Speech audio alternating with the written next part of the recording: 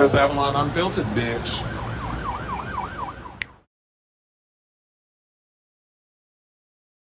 Hey, hey, hey, everybody. Welcome, welcome, welcome. And happy Friday. Okay, let me stop. It's your boy, Chris Avalon, and welcome to a brand new episode of Chris Avalon Unfiltered. Happy day after 4th of July. Well, some people say, some people are just being shady on social media because they was calling it saltine, because it's like white people Independence Day. So I was cackling over that. But anyway, 4th of July was yesterday. It's over, whatever. I'm gonna tell y'all a little bit about what I did for the 4th of July. But welcome to a brand new episode of Chris Summer Unfiltered, a show where we get into all things pop culture, hot topics, anything going on in the world of entertainment, and what's trending in these here social media streets. We talk about it on this here show. So before we get into them topics, can you please do me a solid and hit that like button, that subscribe button, and the notification button so that we know when we go live with a brand new episode of Chris Avalon Unfiltered. I had to turn off my damn phone because, child, it's like my wrist is going crazy with, the alerts and stuff. So I don't need my wrist vibrating while I'm trying to concentrate on the show. But yeah, we got a lot of tea to get into. We got some movie news, of course, story of the hour. It broke 2 days ago. But yesterday I was out living my life, partying and things, on Fire Island and all that good stuff. So I was not going, I wasn't at home like everybody else was quick to jump on the social medias and do like little deep dive videos.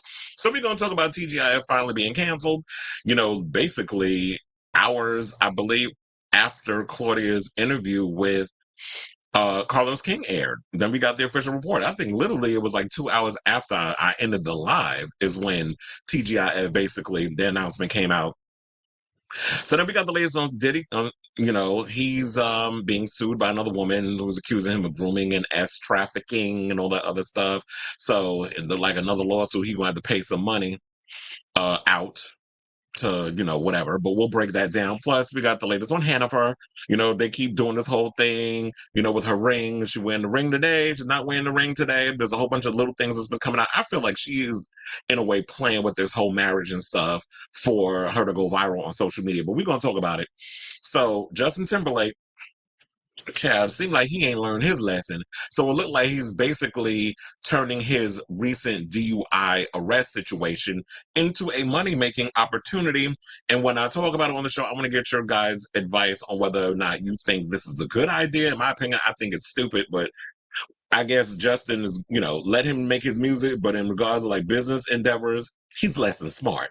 But anyway, he's joining forces with Tiger Woods and another, one with a DUI record, and they about to do something in the liquor business. So we're gonna talk about it.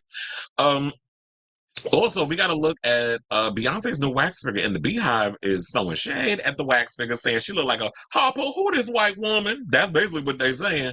And speaking of which, Azealia Banks, see, she be out here roasting and gagging every damn celebrity. She should have been paying attention to how she was going to get that coin to pay for that apartment or that house out in Florida that, according to reports, she was just evicted from because she ain't been able to pay her rent.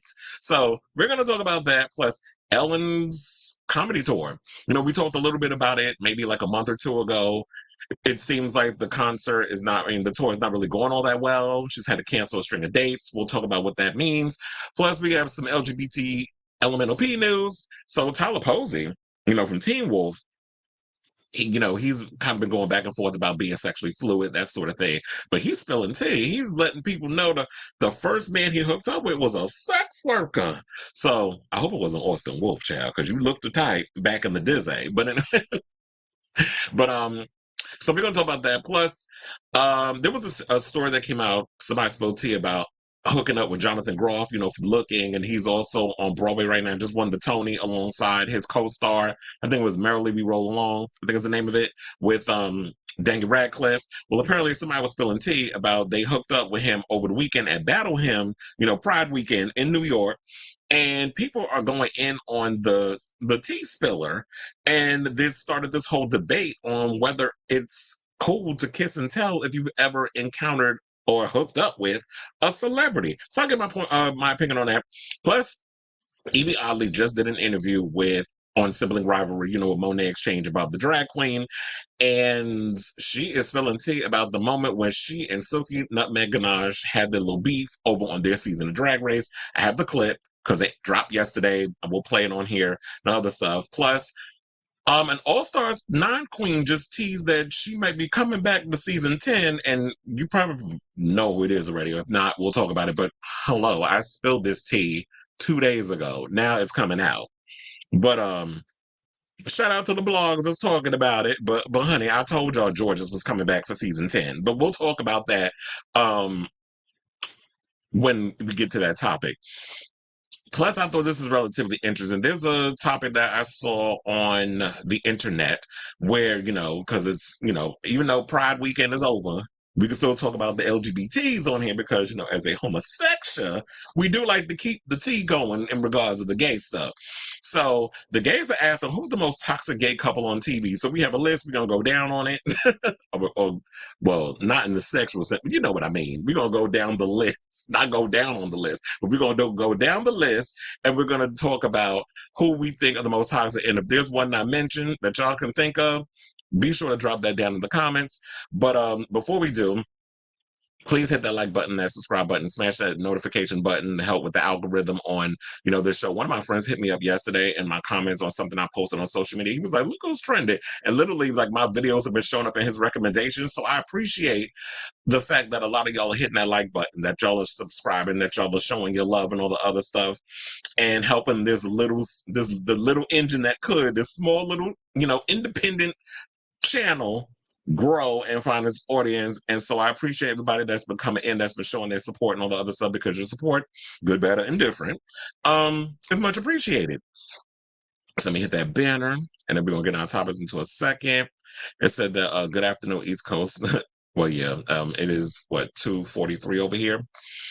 It said, were you shot by that Mr. Pam video of the younger men? You know what? I actually have to rewatch that video. I tried watching it last night when I got in from Fire Island, but I was so exhausted. Because I went to the beach. But I'll tell y'all the whole thing, and then I'll get to your question. So yesterday, I wound up going to Fire Island with friend of the show, Sailor Mermaid. He was like, we had chatted and stuff. Well, we've been friends outside the show anyway. So because he's been following my channel and stuff for years and everything that I do, he says like the two people that he always watches, well, three people that he watches is myself, Lovely Tea, and Nico Aesthetics. Now that's some, comfort. That's like a comfortable space of people I don't mind being in a circle of, because I love Lovely T's content and stuff. She does her thing over there. And congratulations on 1 million plus subscribers over on YouTube. I aspire to get to that one day. But just by growing it, being yourself and all other stuff, because I ain't got time to be out here buying, followers and all the other shit. I'm growing this channel naturally. And yeah, it's the little engine that could, but it is what it is. So he and I went Fire Island, got the little package deal, whatever. I didn't even know they did that, but it's been so long since I've been to Fire Island. It's been like 10 years. So when we went and met up at Penn Station, got the package thing, which is like you get the round trip ticket.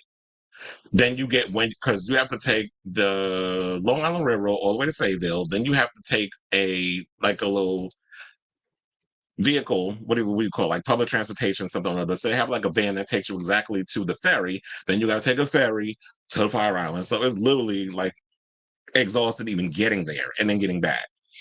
So when we got there, first one was crazy because it was the invasion of the Pines, which means you get like all the men dressed up in drag and all this other stuff, and they get on the boat and they invade the Pines. It's like a little parade that they have over there.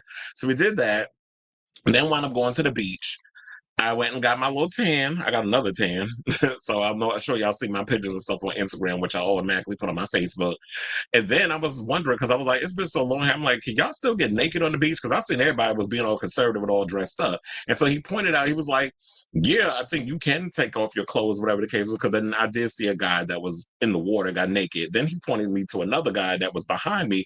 He was looking like, he's saying he naked too. And then was like, and then he was looking, because all you saw was this really attractive, muscular Latino with a big ass dick walking towards, the steps of whatever, dick swing and everything. I happened to look, Bitch, it was a friend of mine. I was like, Adam, is that you? And then he goes, Chris, is that you? I was like, bitch, I had to get on. He's apologized. I said, honey, you ain't got to apologize because, first of all, the dick that was dicking. I was like, well, first of all, I already seen what the peen looked like because he sent me pictures. But seeing that shit, like, moving around, it was giving like Yvie like a damn elephant trunk, child. So he's apologizing. I'm like, it's fine. We on a new beach. Let your freak flag fly, let the peen swing, let the air get to it. If we in Mother Nature, this is nature's backyard. We doing what we do. And at one point, I got nude as well because I was like, I went into the water. First of all, this is how you know climate change is real because that water was coming up. Like at one point, it was like cool, whatever. But as the day progressed, I noticed that water was getting further and further and further up on the sand. And so I was like, oh, hell no. So this is how you know global warming is real. And I want to get a place out in Fire Island, but my fear also is, and I've seen this on the news, and that's like a real thing to think about. That water is getting higher and higher up there. So I'd be worried, like if I had property out on Fire Island, and then it gets taken out because them currents and all that water is crazy. So after we went to the beach and had a good time and I got, my little tannation situation, then we wound up going to, I look like I might be a little red because I don't feel like I put on enough. But anyway, so I wound up going over to the Pines, which is where all the gay men reside, child, because I got hungry. And child, the food is expensive out there, but it's Fire Island. What do you expect? But then again, everything in New York is expensive. Then I had some celebrity spottings. So while I was getting my food and I was sitting down and I was eating, I was like, "Is that Adam Lambert?" So Adam Lambert was out there with his friends. Then I ran into my friend Miguel. Oh wait, I probably shouldn't have said his name because he wound up doing content with Austin Wolf, and we had that conversation too. So he didn't even see me. So as we were leaving, he actually walked in front of me, which is weird because he said I did the same shit to him a couple of weeks ago when we was at Queen's Pride, but I didn't remember because I was shit-faced drunk. So I said, it was good seeing you, but this time at least now I'm sober and I'm aware that you were there because the last time it was like, oh, I said hi, whatever. And I was so blacked out drunk. I don't remember who I ran into. We already had that conversation. So then he went and I saw him because I recognized the tattoo. So I went and I just nudged him and he turned around and then we hugged and then he saw Sailor Mermaid and then they hugged and then we had a cute little conversation and then we were talking about, of course, Austin Wolf came up because that was the big main topic on the island. When you're around all the fans, that's the big conversation because I'm sure there was a lot of porn star content creators, all the people out there, everybody body was snatched. But it's like, that's what these girls do all year round. Y'all try to get all snap, wearing your little skirts, wearing your little coochie cutters, wearing your little short shorts. I mean, child, I have my short shorts on too. So we know the overall look that we have to do when we go out to Fire Island because we all trying to get us a sugar dad. No, I'm just joking. It's like, but maybe I'm not. I'm joking about the whole sugar daddy thing. But anyway, so we had a little conversation, man. He told me, he was like, yeah, I did like a video with Austin and I'm thinking about trying to take the video. I mean, I'm going to take the video and stuff down. But he said what the thing with him is that, yeah, he does sexual videos and it's like a little secret, like very few people know, but he does it because he likes fucking and then filming it, but it's not for sale. Like a lot of the girls out here, y'all be doing the sexual stuff and a lot of y'all just want to monetize it and it don't come off real and natural. But with him, he just loves sex. So he likes to record his interactions and things. But I've been knew that he had sex with Austin Wolf because we've had conversations years ago that he did. And plus, my friend is Filipino, so I was like, that goes also to think about the tea in regards of how Austin fetishizes Asian men. But whatever, I mean, when y'all encountered, I don't know what the conversation was, but if that's y'all thing, then that's y'all thing. I mean, I don't think he openly came out and said that he was fetishizing, but when you look at the videos over the years, that has been the story that came out. So, which brings me to your Mr. Pam question. So, for those of you who are asking, David, laugh. Mr. Pam did a video on her YouTube channel and she weighed in on the whole Austin Wolf thing. I think it was like a 10-minute video. But like when I went to Fire Island yesterday, I was so exhausted getting back that I watched the video, but I think the video was watching me halfway. So I fell asleep on it. So I got to watch it again. But I was going to watch it. But when I was busy, I was going to watch it this morning. But between me doing all this other stuff and then I was gathering all the information for the TGIF segment, all the clips and all the other stuff, it escaped my mind to actually go back and watch the video. By the time I was like, okay, now I got to do a show because I didn't want to be doing no show too damn late, especially on a Friday. So I guess what it was is that she was basically talking about how young men were being forced to do scenes with people like Austin Wolf and this whole drama regarding how the adult entertainment industry plays into this whole daddy underage barely legal type of situation, and how I feel like that maybe, you know, with all this stuff that's happening with Austin Wolf, it's a way for the adult entertainment industry to look at themselves and start to rejudge how we receive the type of porn that we watch. So I do feel like, because when we have conversations on the show about young guys like Gen Z or whatever, how they look at older men, younger boy type of situation as an ill type thing. Like I've noticed a lot of, I mean, there's people out here that still do it. I guess if you're a content creator, then they play into that because that's the thing that they're told that that's what you're supposed to do. But for the most part, I have seen like things where there have been conversations about like Gen Z, Gen Alpha, who are like, they want to hunch boys their own age rather than a 40-year-old, a 40 plus year old man hunching a 19, 20, 21, 22, 25-year old for, you know, content purposes. So we are getting to that point. So I feel like that the scene is starting to change, maybe amongst the community, but also I feel like what's been happening is that my generation, you know, when we had millennials, boomers, which is my parents' era, Gen X, Zennials, when you have those sort of things, um, we didn't have celebrities to look up to when it came to, well, queer celebrities. We didn't have that growing up. I mean, yeah, you had the only things that the queer community could look up to is um, divas like a Madonna, like a Diana Ross, like a Cheetah Rivera or Vanessa Williams or a Beyonce, a Gaga. Like those are the things that we had to look up. Look at up at. But now we're getting to a place where there's more celebrities coming out of the closet that we can now shift the needle and look up to them rather than looking up to porn stars. Because I've always said, like, growing up, our superheroes were drag queens and porn stars. So that's what, you know, the boys aspire, you know, the community aspired to have those bodies and have that look. And then, you know, for our entertainment, we looked at the drag queens because the drag queens emulated and lip sync to a lot, and still do, to a lot of artists. Oh, I forgot to mention. So yesterday, it wasn't just Adam Lambert that I saw. I ran into Candy and Tsunami News, but they were not in drag. They were like in boy drag or whatever. So I saw Candy because, you know, that face is that face. Like, that's a distinctive. And there's no shade. I'm just saying it's a distinctive look, and we know who Miss Candy Muse is. But I heard Tsunami's voice. That's how I knew who that. So it was like the Drag Race girls was out there partying, and then I saw Adam Lambert. So yeah, the gays was out. Oh wait, it said, but the money incentivizes this. Yeah, absolutely.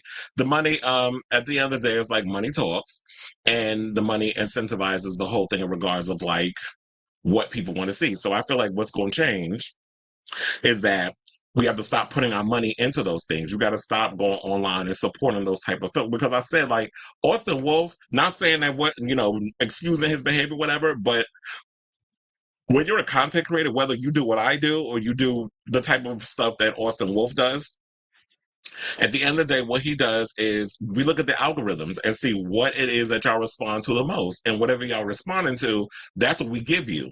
So, my Austin Wolf videos, yeah, they've been blowing up and it's got me a lot of viewers, among the other topics that I do. If I do like LGBT news, I've noticed that those get more views. Like if I do drag race stuff, I do porn stuff, I already know those numbers are going to go through the roof because that's what people like and that's what people are entertained by. That's what people want to see. And that's the thing that makes up our community in a lot of ways. And I know a lot of people say, well, we shouldn't be not concerning ourselves, but oh, well, because of what Austin Wolf did. And yes, there are conservatives out there that are using this situation with Austin Wolf as a way to come at our community.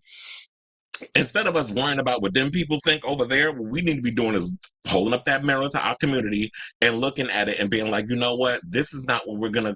We need to change some things within our community so that way them people can't come at us, because I think that's what happens in a lot of marginalized communities. Y'all worry so much about the kitchen table talk getting out there to the mainstream rather than cleaning up the mess in the kitchen so that way nobody can come for you, because everybody got a glass house.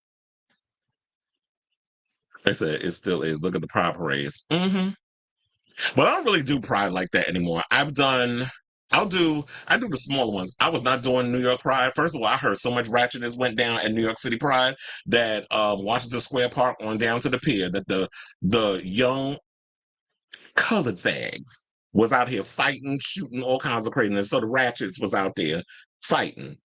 Whereas um I go to Queen's Pride because Queen's Pride is more intimate, it's smaller. I know a lot of the people that are the organizers at that event, like my old job, ACQC, A Center Queens County. They're well, you know, sometimes I gotta call it what it is, because it was just black and brown folks acting a goddamn fool down in New York at the Pride. I heard about the shootings and stuff that was going on in Washington Square Park. The children don't know how to act. And it's always the young ones. Oh yeah, we're gonna talk about that in a minute, Chair.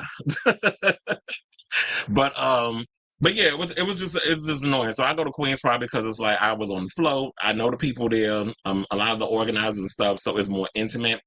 And you may got to deal with a lot of ratchets. And you get people from all the different boroughs that come in, because I've run into a lot of people that I know that's out there.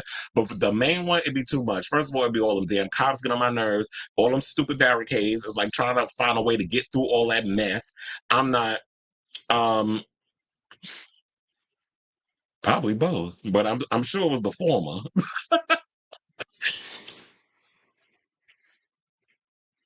Oh, excuse me. But yeah, whether in a good way or a bad way, when you talk about San Francisco Pride, I've never got that chance to do, and I lived in LA during Pride season. I wanted to do Pride when I was in LA, but I never got. Well, I know San Francisco is not LA. San Francisco is part of California, but I've always wanted to do it. But because I lived in LA at the time, I wanted to do the Pride out there, but I never had the chance. So I've been through it. I've had to go through it to get to work, but I never got a chance to take off to experience it. But I know David has, because David, you know, works in a lot of that.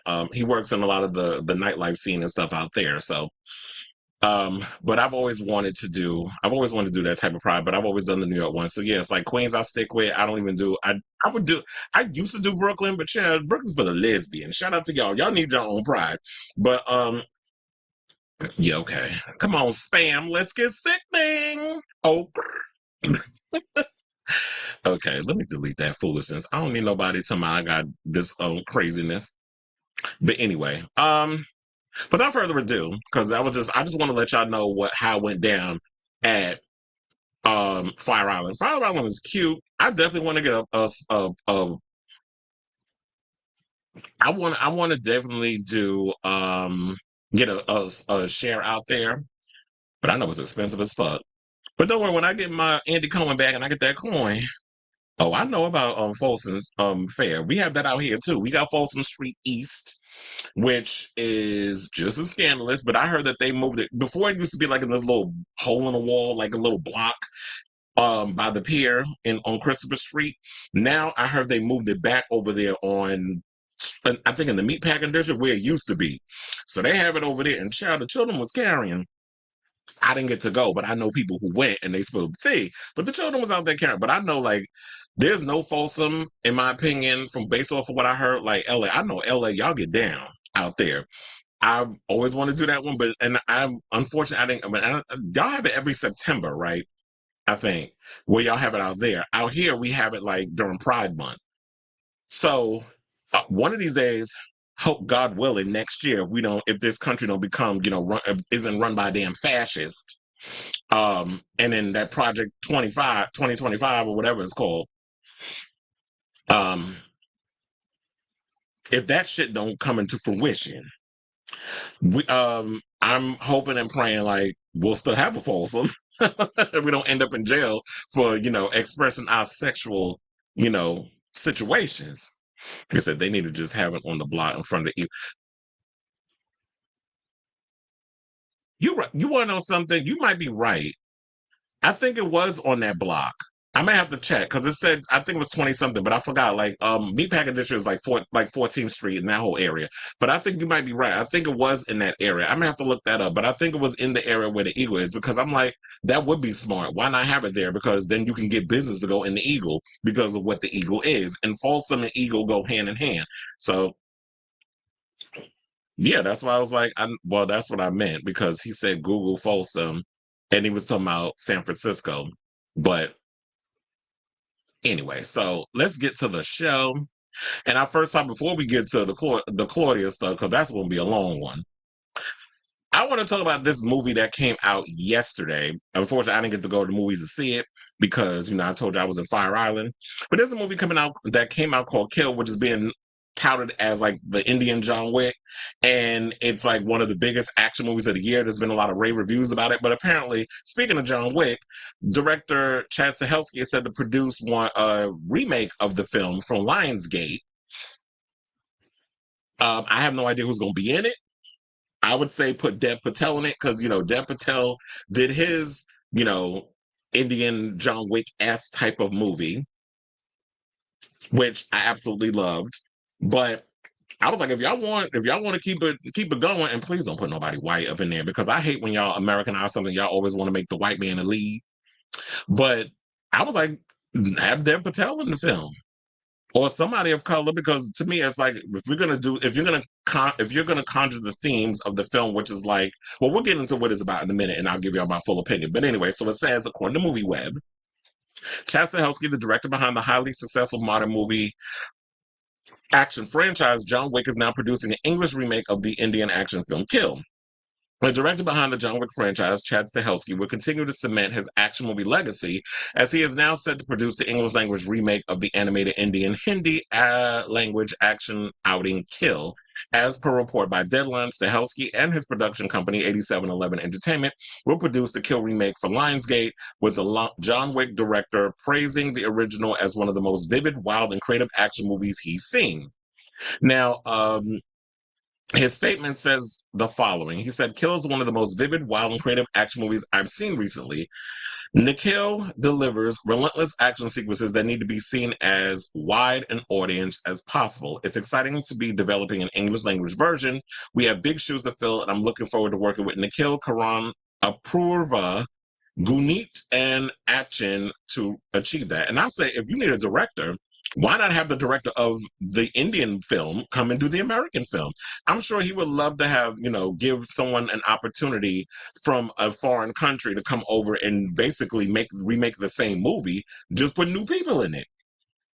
And I feel like the theme in the film is universal because basically what the film is about, it's about a army commando named Amrit who finds out his true love, Tulika, is engaged against her will. He abords a New Delhi-bound train in a daring quest to derail the arranged marriage. So it's just her and her family and stuff are on the train, and he's trying to win them over and this sort of thing. But then what happens while he's trying to get his woo on, and his best friend is on the flight as well. Well, the train, sorry, not plane, but on the train. And so then what happens is there's a gang of knife-wielding thieves led by the ruthless Fani. And what happens is they begin to terrorize innocent passengers on the train. And so Amrit, the commando, basically takes them on himself in a death-defying kill spree. So he's basically using whatever's around him to kill everybody. And then what you find out is that, it's not just, this guy going off and just killing a bunch of people. You actually have this character who's killing people, but then you get a bit of an understanding of why these people are on this train and why they're doing what they're doing, because they work below the poverty line. They're struggling to make ends meet. They're doing this situation because they need to support their families and that sort of thing. So, and that's a universal theme, in my opinion. There are people in America, whether they want to admit it or not, and everything that's going on in this crazy ass country, especially when we got that orange fascist, wannabe fascist, trying to, start that Project 2025 and that whole drama with all of that. we have a lot of people out here who are struggling to make ends meet, how the government and all these other corporations, the 1%, are continuing to raise prices on everything and pushing people further and further away from aspiring to be able to make ends meet. So they go to through drastic measures to make that happen. That is a universal theme. It's happening everywhere in all places around the world. Y'all pay attention to the news. So that makes perfect sense to bring that in. But I feel like to really sell it, is no shade, but y'all need to find a person of color who can perpetuate, or not perpetuate, but play that part, because we need that. You need to have that universal theme, that way that people could resonate with the characters more if it comes from a place of us, people of color, who are used in a way to keep us down in the trenches, and we're having a harder time to get up there, because when you have those conversations with people, they were like, oh well, white people, y'all are all right, y'all not going to struggle like the way that a lot of people out here struggle. So I feel like it will sell it more if you're able to do that. And I'm like, shit.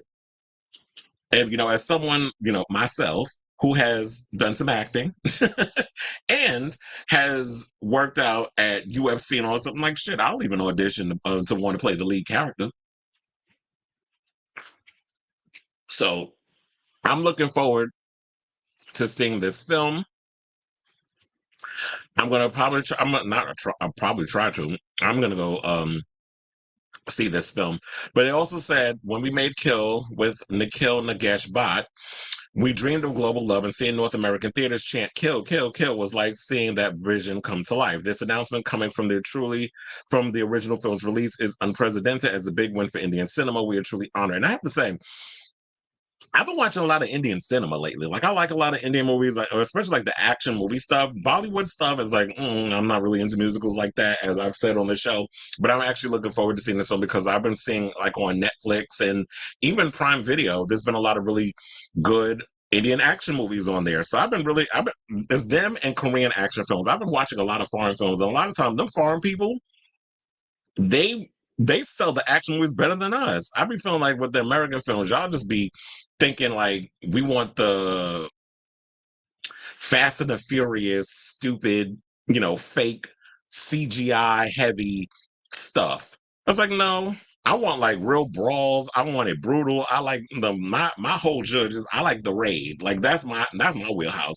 I like seeing bones being broken. I like seeing people getting smashed upside the head with a toilet. The whole toilet, like take the toilet, smack them upside the head. Like, I like stuff like that. I like brutal fight sequences. I want to be like, I want an oh shit moment. That's what I call it. When I be watching certain action, I'll be like, I want an oh shit moment if I'm watching something. So I say all this to say, for those of you out there who are action movie aficionados like myself, like the other day, I actually saw The Beekeeper. I finally got around to watching that with Jason Statham, and I have to say that was like one of his best action movies I've seen in a while. And so I like stuff like that. But anyway, so you know what? I wouldn't be surprised if they actually put Jason Statham in that damn movie and have him be the lead. That gives me like, Jason Statham could pull that film off and really sell it. So I could definitely see him doing that. But anyway, or should he go younger and be like, you know what? Maybe Chris Hemsworth. Somebody like that. Like, I would tolerate if we had to go a white lead. Y'all could put Chris Hemsworth, and I wouldn't be that upset. But I would like to see a person of color. But anyway, who do y'all think would be the perfect choice to play the lead in this movie, Kill? Have you seen the movie Kill? What did you guys think?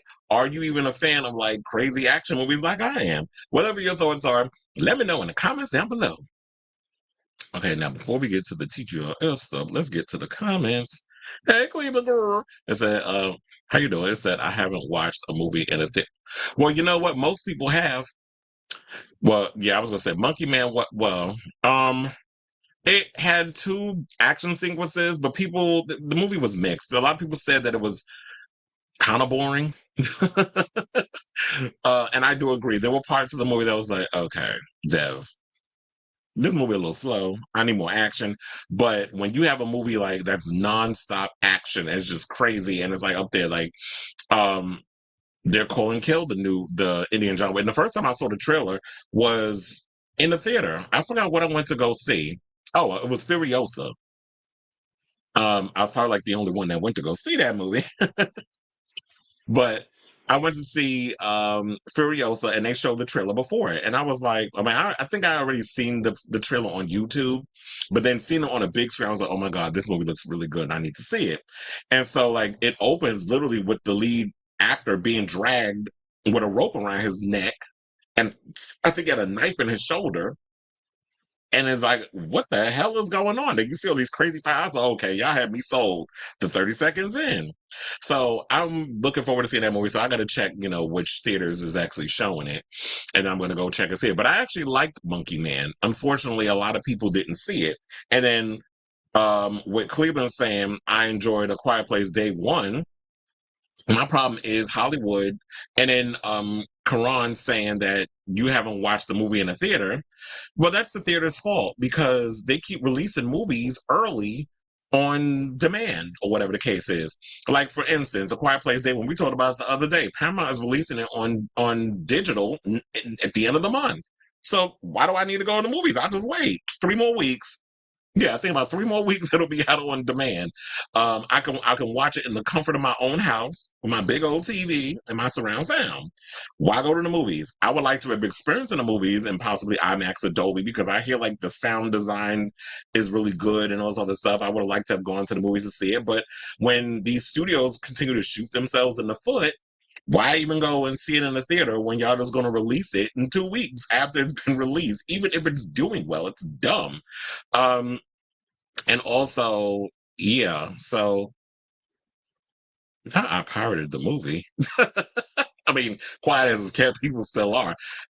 I'm so old school. Like, I don't even know how to pirate shit. I mean, I know like people will just be like, oh, I always feel guilty pirating movies, which is why I don't. But I've had people who have sent me links to watch movies for free. So, um, yeah, it's gonna be on demand at the end of the month. Yes, I am. And ain't nothing wrong with being a butt pirate. But yeah, I would definitely want to see the movie because I heard Lupita Nyong'o's performance was excellent. I heard Joseph Quinn did an amazing job in the film too. I did hear like they would say like, oh, they made Lupita the smart one in the film, but everybody else was making dumb decisions around. I guess they did that because they wanted to make it easy for those creatures to just kill people off by doing dumb shit. Because it's like, yeah, if they're attracted to sound, you don't go as an old man pushing the doors open to turn off a damn generator. And then, like, do you want to die, stupid? So you don't want to be doing stuff like that. So, it's how crazy how joke. Yeah. Who you telling? And nobody expected Eddie Munson to become like the big star to come out of Stranger Things. And the funny thing is, he's got one of those faces that it's like he's a chameleon. Like he could change up his whole look because he looks completely different from playing Eddie. And I was so mad when they killed his character off because I liked him and Dustin's dynamic on Stranger Things. So I was mad when they killed his character off. I was like, like I loved him on the show. Like he was a great addition. And then they got rid of him. Child, can y'all just killed off the fucking Zionist? What's his name? The gay Zionist that likes getting drunk and throwing temper tantrums out in New York City nightclubs because he's too young to be out here drinking. Y'all could have why didn't y'all, well, hopefully they do kill him off in the final season. But yeah, but it's like when you look at it, it's like out of all the people on that show, Joseph Quinn has the bigger career. So shout out to him. But anyway, speaking of people that killing off careers and things, let's talk about TGIF Child. I guess, what is it? So after 5 seasons, it's official that Fox Soul canceled the show. Now, how I found this out was I was watching Funky Dineva's show, and literally 2 minutes, not even 2 minutes into the show, he announced that the show was canceled. And then, of course, Al You Doing, per usual, because apparently he has no concept of time or he does this shit on purpose. He called Funky on the show while he was live, called Funky Show while he was live from Italy. And they were going to have a conversation. And of course, Funky was trying to give him the warning, you're live, whatever. And then we'll talk after the show, and that's what. So, because I'm like, how do you not know? And this is why I feel like he playing or possibly using Funky to be his messenger in a lot of ways. Just like what I watched, shout out to you, Mims, Make It Make Sense, did a thing where he had a whole bunch of people call in to his show yesterday to talk about it. I didn't really watch the whole thing. I only got up to where he had one of Al minions call into the show to basically try to windmill for his friend because apparently Al's too professional and Al don't like getting on social media. So I said, okay, but you got a whole YouTube show. You had no problem going up against Dr. Heavenly when she said something you didn't agree with and all this other stuff. But all of a sudden, with this shit going on, all of a sudden he's quiet. All of a sudden he ain't got nothing to say, but he want to use everybody else to fight his battles. It's like, sir, you pushing 60.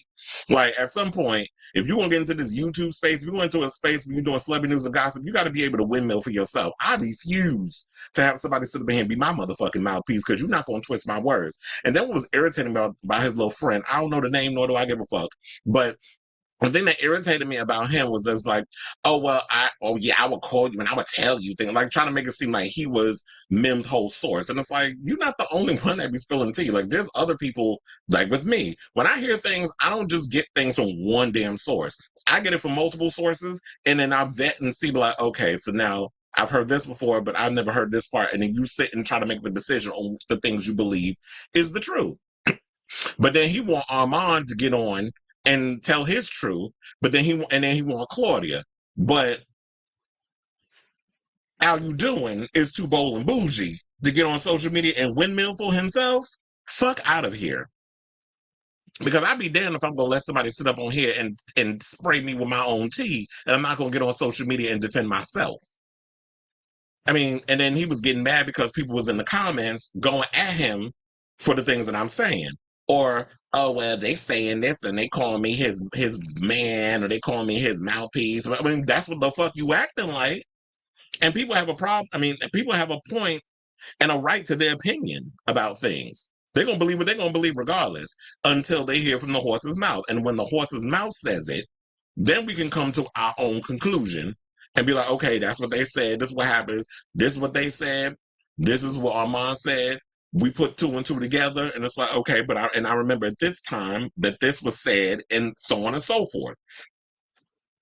And then that's what multiple blogs were posted. So, after we showed the clip of the Carlos King, and I have another clip from Carlos King's podcast that he did on YouTube, his interview with Claudia, but it's a different one. It's not the one that I played y'all the last time. I'm gonna play y'all the clip of when she talked about the whole roast and what happened behind the scenes and all of that, and how she said that Al hates her and that beef stemmed long before the situation happened with Armand, that there was a lot of stuff that was bubbling behind the scenes, including, they said this happened around when the whole Funky thing, and Funky was smart because Funky was like, I know my worth. I know that I could do my own show and accumulate more money over there than I would being a part of this ensemble. And most of us content creators, and if you say that you're not, you a goddamn lie.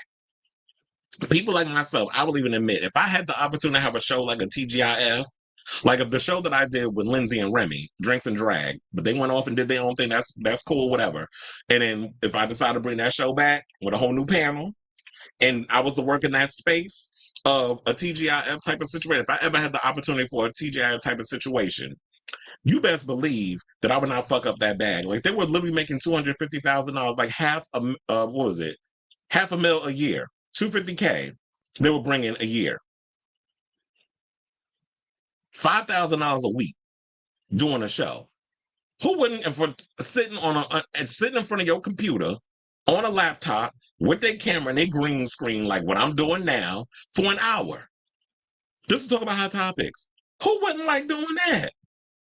People would kill for that kind of coin, especially when you have all these, companies, all these other people, advertisement revenue and all this other stuff coming in and supporting the show. Who wouldn't kill for that? But of course, jealousy, envy, ego, stubbornness, pride, all the 7 deadly sins, it seemed, got a hold of all 3 of them, and they got in their fucking feelings. And people didn't know how to work together. So, basically 24 hours, and probably not even, after Claudia did her exclusive interview with Carlos King, TGIF host Armand Wiggins took to social media to announce that after 5 years, the show has been canceled.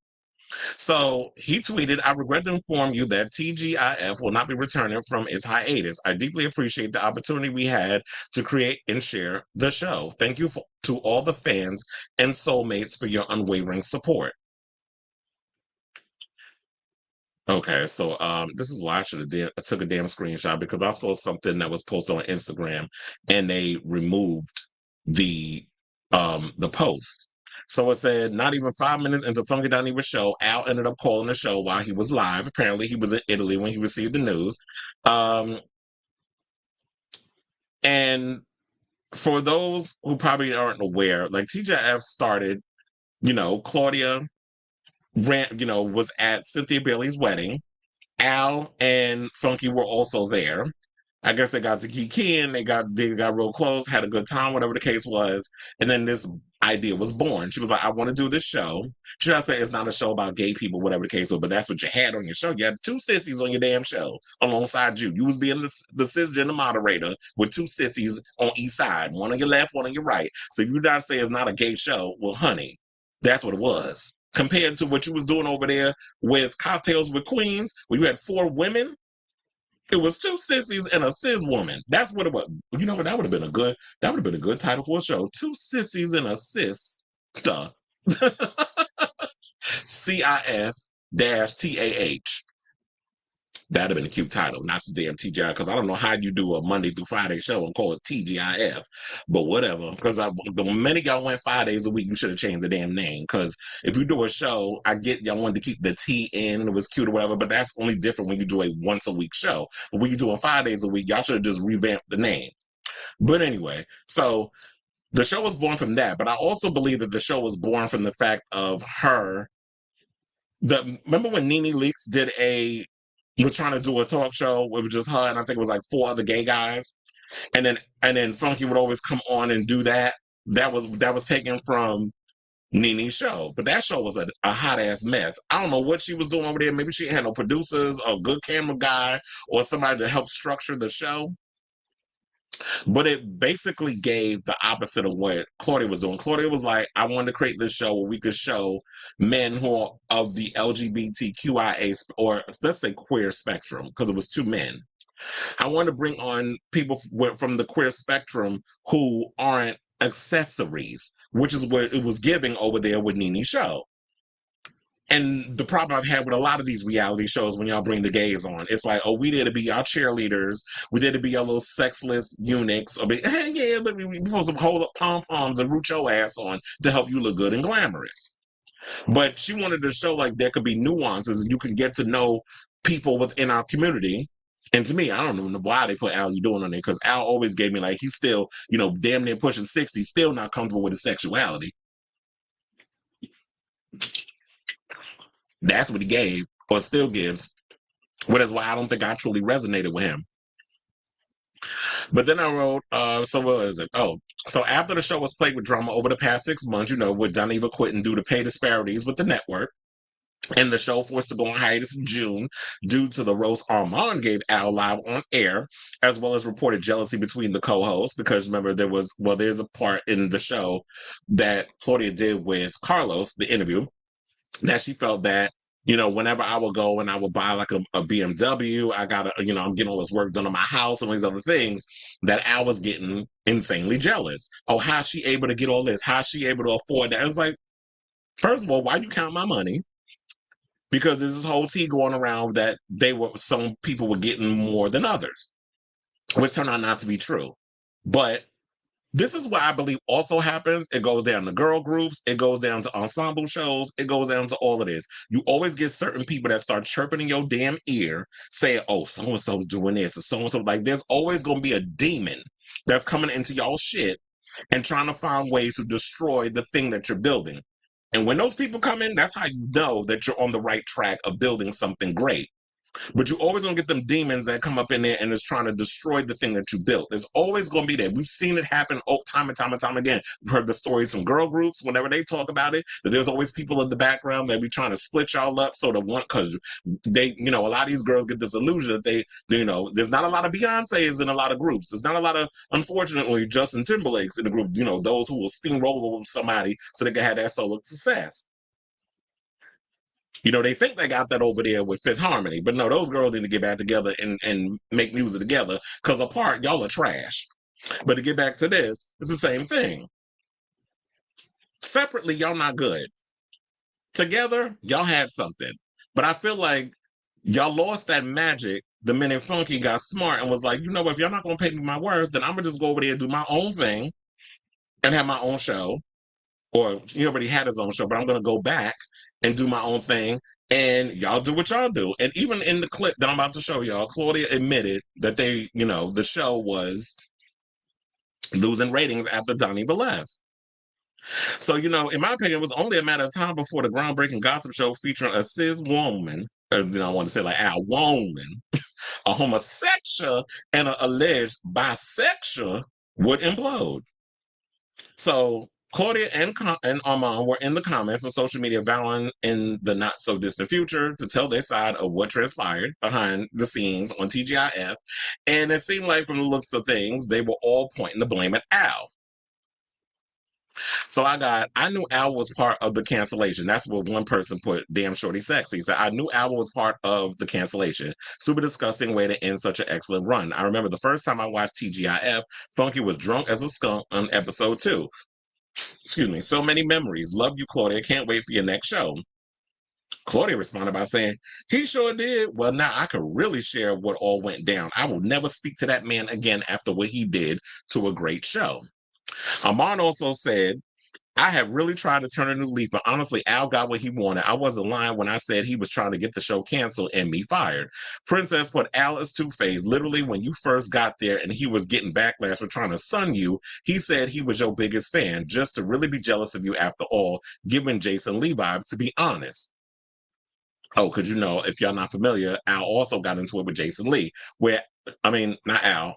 Armand got into it with Jason Lee, where to the point, and we talked about it on this show, that Armand went and roasted Jason Lee on his own show because he felt like Jason Lee was trying to talk down to him, sun him, use him, all this other stuff. He also got into it with Tasha K. So there's it seems to be this ongoing thing of a lot of content creators, YouTubers and stuff will see a diamond in the rough, a new up and comer, and they're like, I want to take you under my wing. I want to help you out. I want to really blow up your channel. So it's like, I want to take you under my wing and I want to show you the ropes. Meanwhile, they got ulterior motives. And that's what Armand felt like was happening with a lot of people. He felt that way with Jason Lee. He felt that way with Tasha K. Now he felt this way with How You Doing? And so with all that being said, I was like, I need y'all to spill the tea. But if tea's gonna get spilled, then Al need to spill it too and stop using people to be your mouthpiece. Like, if you're not paying me to be your spokes, bitch, I'm not getting on the line and spilling anything for you. You need to come out and say what you want to say. Because I've always felt like Al gives user vibes, and Claudia alluded to that in the thing. She was like, I'm tired of people like trying to, you know, only use me when they want to get what they want out of the situation, which has always been the rumor of why How You Doing got with Star Jones, because he, you know, she had access to things that he didn't. So when people out here say, oh, he's been in the media space for 20 years, what media? And in what MCU multiverse was he in media? Because I ain't never seen his high yellow ass out here in these streets. So one person also put he only liked Armand because him and Claudia bumped heads a little when they first joined. And that changed when him and Claudia got cool, because she also alluded to that as well in the interview with Carlos. She said that he went and that him and Al, I guess, was cool at one point, whatever the case was. They butted heads because it was tired. And people in the chat kept saying, like, why is he trying to talk down to you? Why is he trying to sun you? They said he did the same thing to Funky. I ain't never heard him say that to Funky. So when his little minion got on Mim's show and said that, I'm like, girl, stop making up shit as you go along, because that's not what the tea was. Like, as somebody who was watching the show, even after Funky left, because there was a period where I stopped watching. But then when I heard that they were trying to look for a new co-host, I did take a gander back over at TGI because my nosy ass wanted to see which direction they was going to go into, and I was going to see if I was going to continue to mess with the show. See, a lot of people won't admit that they watch other YouTubers and stuff, but me, it's like, I watch a lot of I watch people that are considered competition because you want to see what it is that they're doing. But I'm going to do my own thing the way I do my own thing. but you watch other people. You do watch the competition, although I'm sure that they watch this show too and won't admit to it. Or they hear stories and source things and then they run with the narrative. Like when Pink News is talking about George's joining All Stars 10, I revealed that to you 2 days ago. You're welcome. But anyway. So, without further ado, because I know that was a lot and I had to set up everything. So for those of you who haven't really been paying attention and going into the whole deep dive of it all, I want to play all this clip of Claudia talking about the whole thing, about the whole roast and what happened behind the scenes, because a lot of people have accused her of putting a battery in Armand's back, have accused her of saying things and pushing for the thing in regards to him. And I do believe that Armand is his own person. He said what he said. I don't think she put a battery in his back. I do think she got a little more joy than others out of the roast because there was some beef between her and Al behind the scenes. And with Armand getting up there and seeing things as the newbie with fresh eyes and coming in and saying and being the mouthpiece and saying what he said, because the producer from they said, I think it was Joyce, she didn't want to know about the roast or whatever the case was, like what he wrote, even though he said he was going to go over it with her. It's like, no, just go ahead and do your thing. And, you know, I guess they wanted that jolt of, you know, surprise for us to just all gag together. I do believe that Claudia was like liking a little bit too much because it's like, yeah, get him, Jay. Like sometimes I get like that too. Like if I don't like somebody and somebody else sees what I've been seeing and you want to really go in and let have on that motherfucker, I'm gonna get a little extra joy out of it because I'm like, yeah, motherfucker, get that bitch. Like there's times I get like that. I will happily admit it. A lot of times I'll do the roasting myself. But for the most part, if the other person wants to jump in and say some stuff and be shady, I'm going to get an extra kick out of it. So anyway, let's get to that clip. It might be a long one. And then I'm also play a clip of Armand going on live and giving his side of the story, where he did say he was going to talk about, like, really let it all out. I don't think it's happened. He hasn't done it. It hasn't aired yet. But when that comes around, I'll let y'all know. So hold on. Let's get to this clip, and then we'll come back. I was like, I'm willing no damn ads won't come into the damn thing and fuck up the whole situation. But let's go ahead. yo, I was like, the show, the numbers have been slumping. They've told us that we got to get the things going back up. So the numbers have slipped since Punky left? Yeah. Well, we also had like, you know, those are going to be big shoes to fill. Yeah. And also different co-hosts, like it was a lot of like it's like unsettled when it's like, okay, this week then the numbers will go up, then they'll go down. Like, you know, we're trying to find our way again. We're building another. It's a new show. It's not the same show. So yeah, the numbers definitely were going down.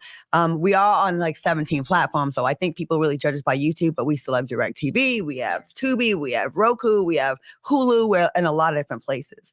It's still good, but it's definitely the trio is gone. Right? So we're building something different and we don't even know each other like that. So there's feeling, I was like, first Lunel came on and she pressed Al on a question that everyone wants to know, right? About former relationship. And that we was in all these blogs, right? So all of a sudden TGIF is back popping, like people are talking about it. And then the birthday roast. Now we were in a weird place, all of us, with some stuff that's happening right now. So I was like, I don't know how it's gonna go.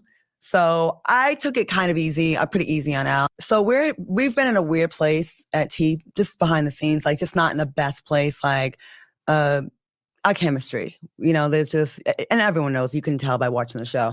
So I did want to participate in the roast. I want to say enough where it shows that I'm participating and not just, I'm not gonna do it. But I didn't want to like agitate anything and make anything worse. I was still trying to be like cool about it, like, you know, kind of take it easy on him.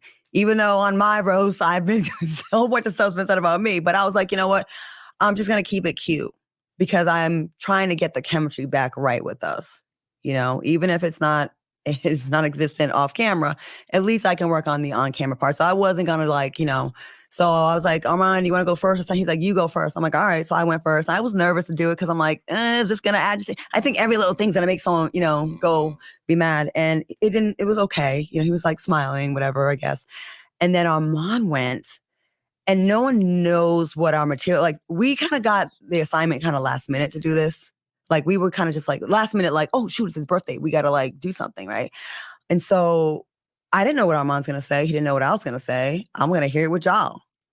And Armand asked Joyce, the head of programming, like, do you want to hear my roast before I do it? She's like, no, I'll hear it. Just, don't say the ex-wife's name on a platform, out of respect. And okay, cool. That's it. So when he went, I was like, oh my God, like what? But everything he was saying was true. But I didn't put a battery in his back. I didn't tell him what to say. Again, do you think Armand is going to let me manipulate him and tell him what to say? He came up with his own assessment. He's been there long enough. There's already been drama there. And he just told what he saw. And he's like, it's a roast. Like, it's a roast.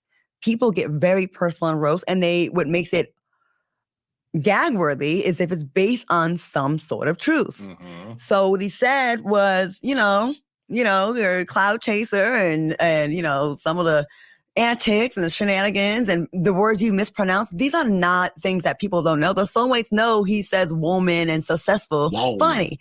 Just like I mess up on certain words. I can't say Western Union properly without straining. I have a little bit of a list.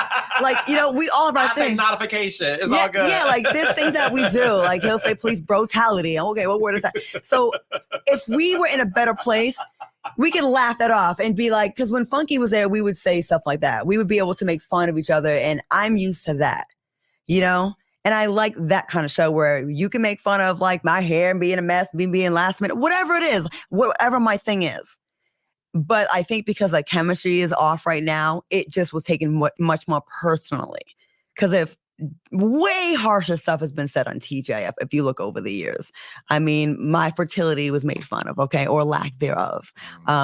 Relationship status, daddy, all those kind of things were at play. They're things that we talk about.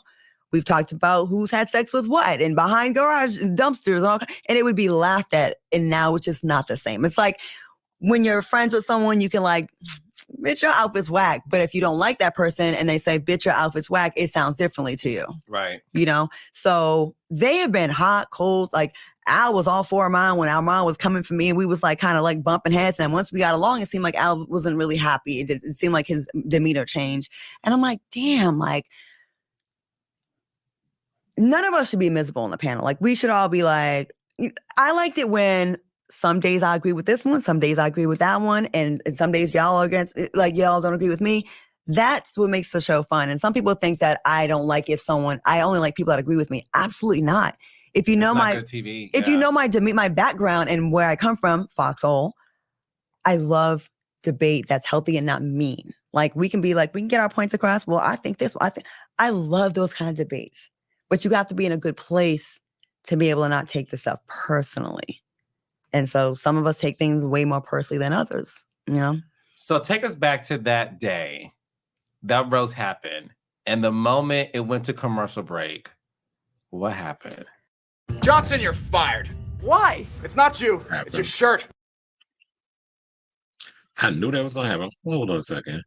I mean, I was just kind of quiet, but he's been that way lately. Anyways, like he'll mute his mic during the break and then he'll come back and his mic is still on mute. Like so many times I'm like, Al, you're mute, you're on mute, you're on mute, you're on mute, you're on mute, you're on mute. That happened like 3 times in 1 week. And, that's just kind of like how he's been lately. He's been kind of a little like, I don't know what's going on with him. But so he didn't, he continued the show, and he hasn't really been high energy lately anyways. So it wasn't like a big difference. Like he just was like, all right, And then after, we kind of sat on the Zoom, like we do like a meeting afterwards sometimes. And then he said he thought it was disgusting. But he also said on the show that he loved it and he loved every minute of it. He said, I thought it was great. Ratchet. Mm-hmm. Yeah. Yeah. But I understand that could be saving face at the time. I get that. Yeah. So in the production meeting afterwards, it's you, Armand, Al, and the producers. And he made it very clear he wasn't happy with it. He thought it was disgusting. Yeah. Did Armand apologize? No. Y'all just ignored it? Armand's like, well, what about when I'm uncomfortable? Which he has been. We've all been uncomfortable. That's kind of been what was magic about TGIF. We've all had our moments where we've been made to feel uncomfortable, but then we were able to laugh and power through. We're just not in the same place, So that's the difference, And it got into a big thing. And then, it seemed like best to just like take a little break, a breather. And, we already had this break scheduled. And then we just like got an extra couple of weeks to like let's just figure this out. Like, just cool things off and just figure it out, you know? So is TGIF canceled? It's not canceled. I don't know where we are. We supposed to, you know, I guess there's conversations being had now, you know, interviews and people are talking and whatever, people checking temperatures, I guess. I don't know. People think it's canceled. Some people have been celebrating on the internet, other YouTubers, whatever, like happy. Then there's some that are devastated. It's been a part of people's lives for 4 years. Well, almost 4 years, you know, every night. For the last year, every night. And people really love the show and miss it. And I do too. I miss the laughs. But I want to do it if it's right. You know, I want it to be a fun place. I want it to be in a place where we look forward to having tea and talking about the topics. But I'm also at a point where if it does get canceled, I mean, I think my good friend Carlos King will come through with something. Okay, so I'm gonna pause it there because I feel like y'all got enough of the nuance. You gotta understand. I mean, you all understand basically based on what she said. But of course, while that was going on, I was taking notes because what I didn't want to do was I didn't want to keep stopping and starting and all the other stuff because I know that gets annoying at times. So I was like, so that way, whatever was popping in my brain at the time, I'm gonna just write it down and then key it with y'all.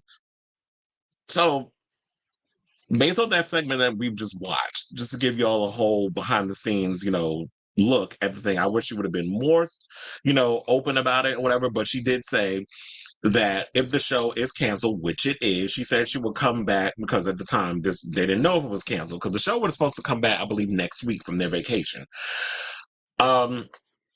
So if the show was canceled, she said she was going to come back on Carlos King's show and really spill the tea. So I really hope that Carlos King get on it. Like, we need you to get on that interview and really get the behind the scenes tea so we can really know what's going on and all this stuff. Because, you know, I'd rather have people coming up on the thing and being his mouthpiece rather than, you know, him telling what actually happened behind the scenes, because that's not the type of person he is. But you want to use the social media space to sell your show that nobody cares about.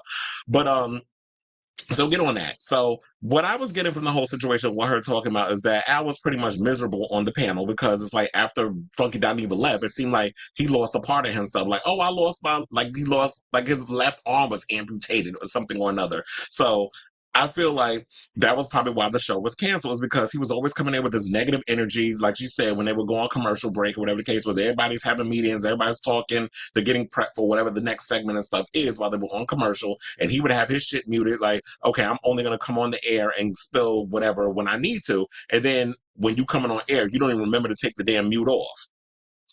Which is why I can't mute my show because it's like, it's just me talking. But I remember there have been times when I've done the panel show and I did Drinks and Drag, I would mute the thing and I would, because I had too much noise or whatever going on in the background, I want to let people talk and then, you know, say what was said.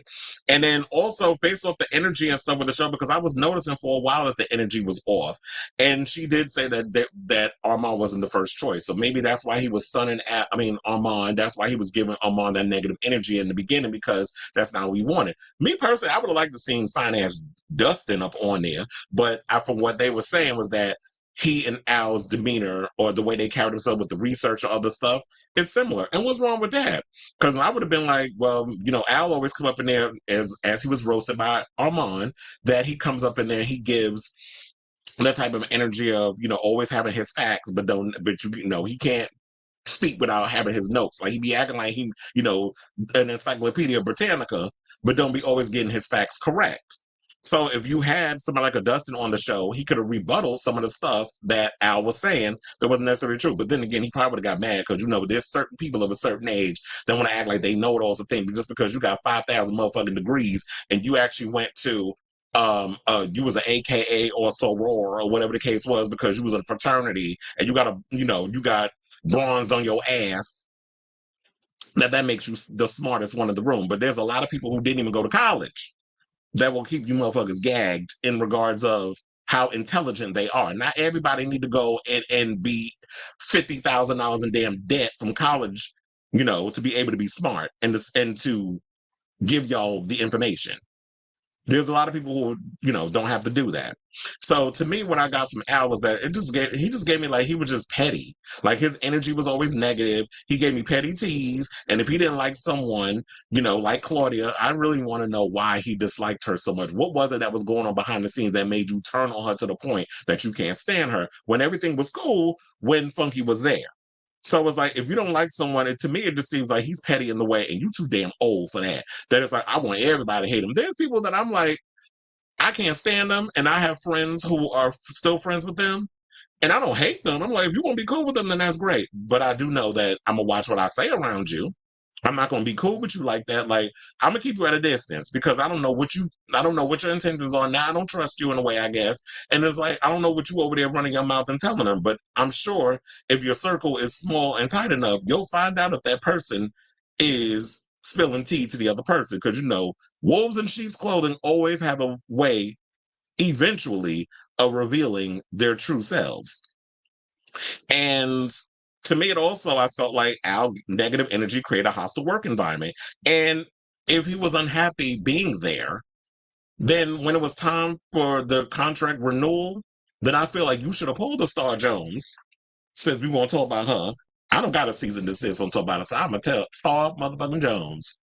So if you felt that way, then you should have pulled the Star Jones and been like, okay, I'm out. But then again, I heard Star was fired from The View because, remember when she got married to Al You Doing and she was acting like a damn bridezilla, eventually they was like, oh no, this heifer gotta go. She got that gastric bypass so she can get in that dress. And then she married that old queen. And then, then there was that. And to go off of what Claudia said, I'm not celebrating our demise. I just feel like this is a sad day in the streaming world. Like, there's a lot of people that aspire to have what y'all have. And I feel like there's still room for everybody to be out here doing their own thing and making their money and trying to, nuck and buck their way through this YouTube internet space. There's room for everybody. There's enough room for everybody to eat, whatever the case is. Panel shows, they come and go. It happens many times. The View been on for like damn near 30 seasons, but we've had The Talk. That's about to get canceled. We had The Real. That show was canceled. We had all these other shows, these panel shows, and look, I feel like this is a sad month. Like, this takes me back to the Queen's Court with T.S. Madison and Kaya. That was an amazing thing too. But then you had Demons, Kaya, starting her shit.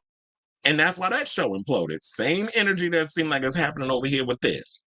So before we get off of this, I do want to play what Armand said.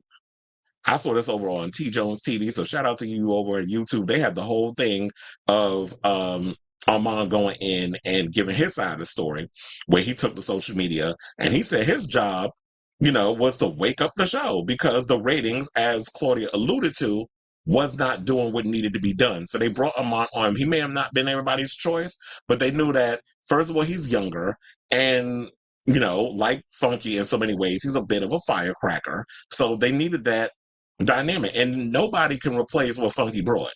Funky is, Quentin Latham, aka Funky Dineva, is an entity all of his own. So he's going to be able to do what he needs to do. But you had to find somebody close to that. And that's what they felt about Armand. So let's get to this clip and then we'll talk. I'm doing that. I know y'all want the TGIFT. I'm probably going to do that tomorrow morning at some point. I'm definitely going to give you the Pete on story time. But I'm good. I'm good. Do you regret the Ponderosa? I'll keep telling you guys this. Hold on, before we get to what he said, I just want to give a shout out to Jackie Christie from Basketball Wives for coming up with Ponderosa. That's all I want to say. Let's get back to the clip. The roast. If you want, the roast was, I'm gonna be honest with y'all, like, the roast didn't do it. I have to be honest with you. The roast did not finish the show. But I just feel like telling y'all that most of y'all want to believe that the roast killed the show. So at this point, shit, the roast killed the show. You just have to wait till I tell you. But I'm not really in a rush to try to explain myself because a lot of people's minds are made up. But I do have receipts of what my issue was. Okay. That's it. That's it. You know? So if you believe that the roast was what it was, then you know what? You got it. The roast ended the show. But all I ask of you is this. If the roast ended the show, why did everybody get fired? Why not just fire me? I was the newest person there. If the roast ended the show, why not just fire me? So you do that math equation. Y'all be on the lookout. Support these videos that I'm promoting, these Black promoters, these Black Pride promoters. If you're LGBTQ, New York City, stand up. Y'all show so much love. I love y'all. And be outside this weekend. So again, I'm not getting into it on here because why would I do that? I'm about to monetize my own story. I'm not gonna do it for everybody to monetize my shit. Yeah, I know. I mean, y'all know the game. I mean, shit, I need a job. I need all my coins now, bitch. No, for real. But just a little food for thought. If it was the roast, why didn't they just fire me? That's it. Listen, I'm gonna pause it there. I was trying to get like a good shot that we could leave it. But it's like he's got a point though. It's just like because at some point it's like you got repetitive in basically what it was that you were saying or whatever. And yeah, if it was just the roast that did the show in, why was it exactly that they should just fired Armand? They shouldn't have just went and fired, all three of them. But I feel like it was just too much toxicity going on behind the scenes. It was too much drama between all three of them, and they couldn't come to a way to repair a lot of the differences. This is why I said, like, I'm cut from a different cloth because there have been many situations and many jobs that I've had in life where it's like, you know what? And this is why I always keep up a wall when it comes to certain situations. Like, yeah, we could break bread, we cool, we could work together on this other stuff. But once we clock out, you over there, and I'm going about my business. I'm not breaking bread with a lot of people because I've had situations where I've trusted a lot of people. I've been acquainted with people in the workspace, and then they go out of their way to try to betray your trust and all these other things. So that's why I don't mingle with people like that. And it's like, okay, or I look at people sideways like, okay, bitch, what's your ulterior motive? I'm very cynical in that way. I don't know if it's because I'm a Virgo or because I grew up in New York, but that's basically the vibe that I get when it comes to people. It takes a lot for me for this ice to thaw out around this heart of mine to let people in. I have to well and truly trust you. And I've been in situations where it's just like, I'll check that in a second. I got your message, David. But But yeah, but so like he said, it's like, why did everyone get fired if it was just the roast? I feel like the roast was the straw that broke the camel's back, and I definitely felt that there was weird energy or whatever the case was. I felt the energy shift that when Claudia and Al were having a conversation. I think it was about should trans women be upfront from the beginning about when they encounter guys for a date or whatever the case was, and I gave my thoughts and everything on that. And the way Claudia went about it and trying to use T.S. Madison like she the only damn trans woman that exists, as an example, I kind of felt like, first of all, you can't be trusted. Everybody out here will tell you, but like you really have to proceed with caution when it comes to it. And 9 times out of 10, these men trust and believe they be clocking them souls. They know who they getting with when it comes to those situations. So it's not about like it just felt like it was just being a dishonest thing. And then when Al would ask her a question, and I seen Claudia's energy shifting and getting frustrated because like when she's trying to talk, she felt like he was cutting her off and this sort of thing. So I felt that whole energy thing around that time. And then I think after that, it was the Lunel conversation that came up, and then the roast came. And so I felt like all of that was leading up to it. So that's when I noticed that there was a shift. But at this point, it's unfortunate that y'all let a bag slip away. Y'all had a great opportunity. I had a whole platform, this whole situation set up, and now all three of y'all are unemployed. So, yeah, in the words of Funky Danny, y'all done fucked up, as he would like to say. But anyway, so I say all this to say, because child, I felt like that was like a 1 hour damn segment because it was a lot to break down.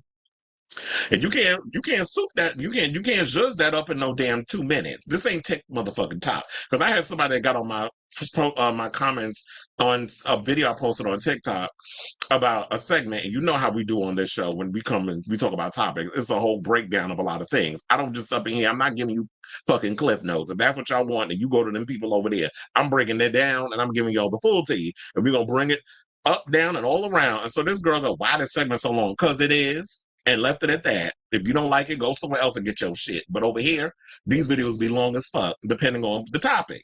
So I say all this to say, what do y'all think of this story? Are you sad to see TGIF go? Are you happy that TGIF is going? Because some of you out here, like she was saying, like some of the content creators happy. I said, why? So more space for you? Like if you feel like, if you get off on being jealous and envious of other people, like to me, it's like your heart is stank and nasty and you're not going to get far in life by carrying that type of burden. And also, I'm curious to, what's Claudia's next endeavor? She did hint on Carlos King's show that she has 2 shows in the works, and then she also said I would like a 3rd one if her and Carlos would work on something, whatever that is. So, and I'm also hoping that she comes out and tells her side of the story, and Armand should tell the whole side of the story. Look, y'all don't have nothing to lose at this point. The show ain't coming back, so spill it all or don't spill it at all.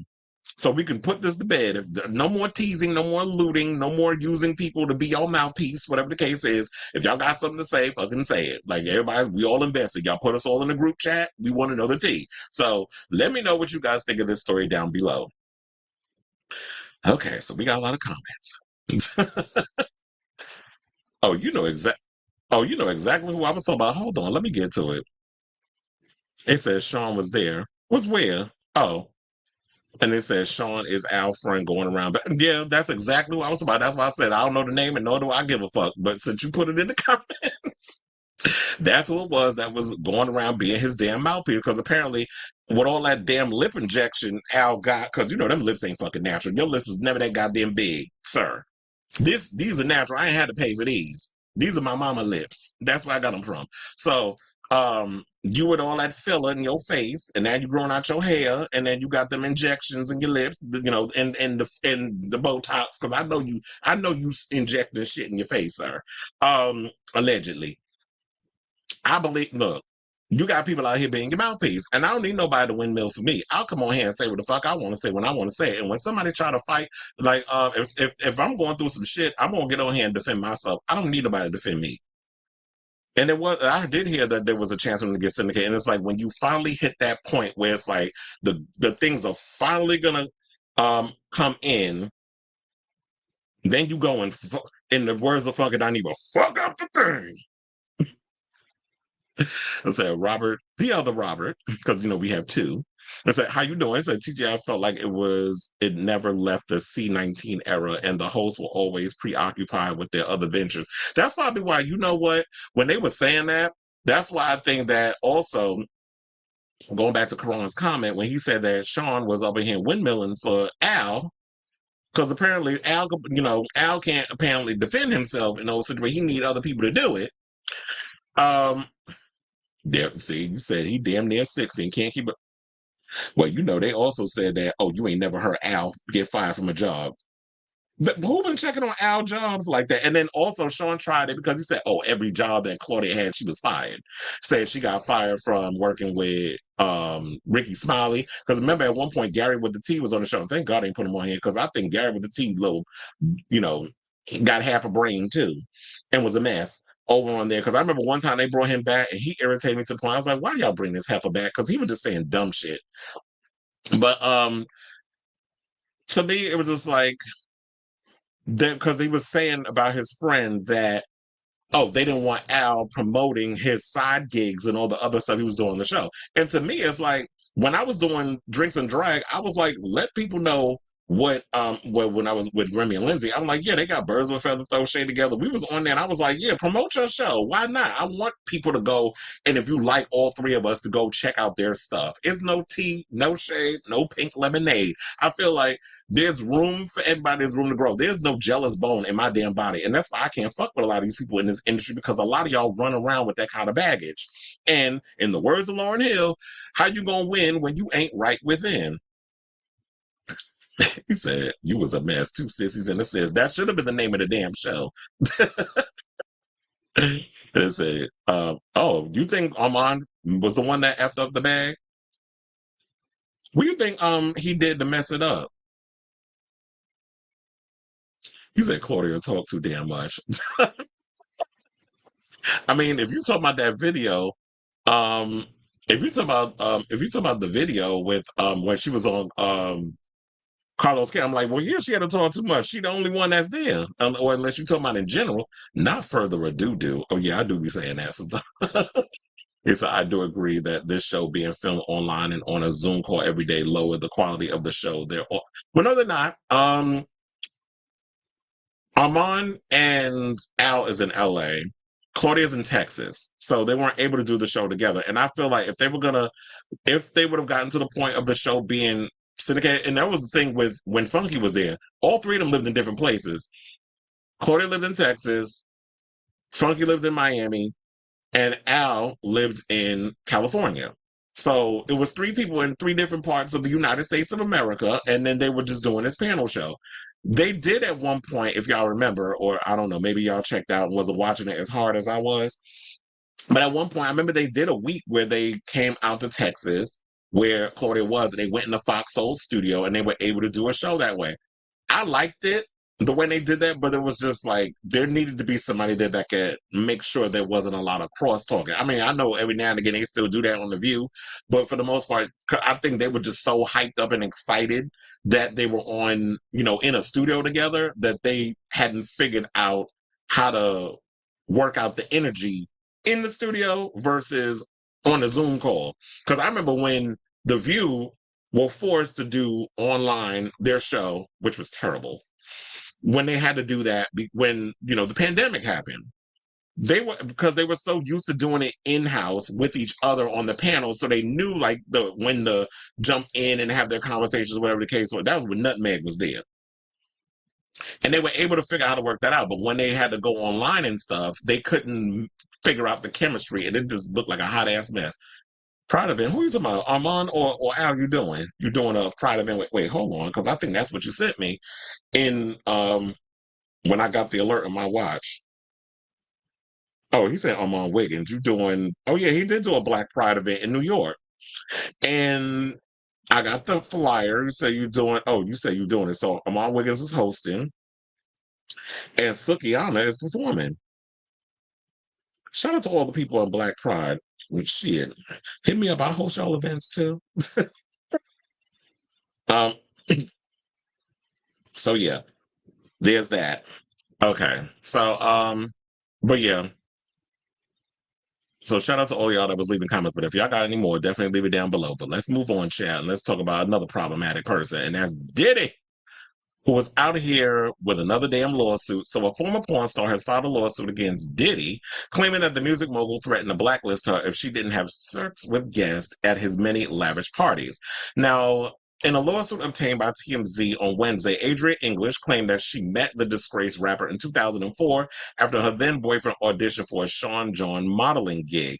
English claims her partner and other models were asked to perform a baloney wash on Combs in order to get the job, which they allegedly refused. Now, despite their alleged refusal, English claimed her partner was given a second chance if she agreed to work as a go-go dancer at Diddy's white party in the Hamptons last year. Shout out to the Hamptons, because I heard there was another white party that was thrown over the weekend. A lot of celebrities were there. Not Diddy ain't throw it, because ain't nobody going to his parties no more and getting lumped up in no stuff. So, because, I heard he hired on an island in Florida and struggling for cash.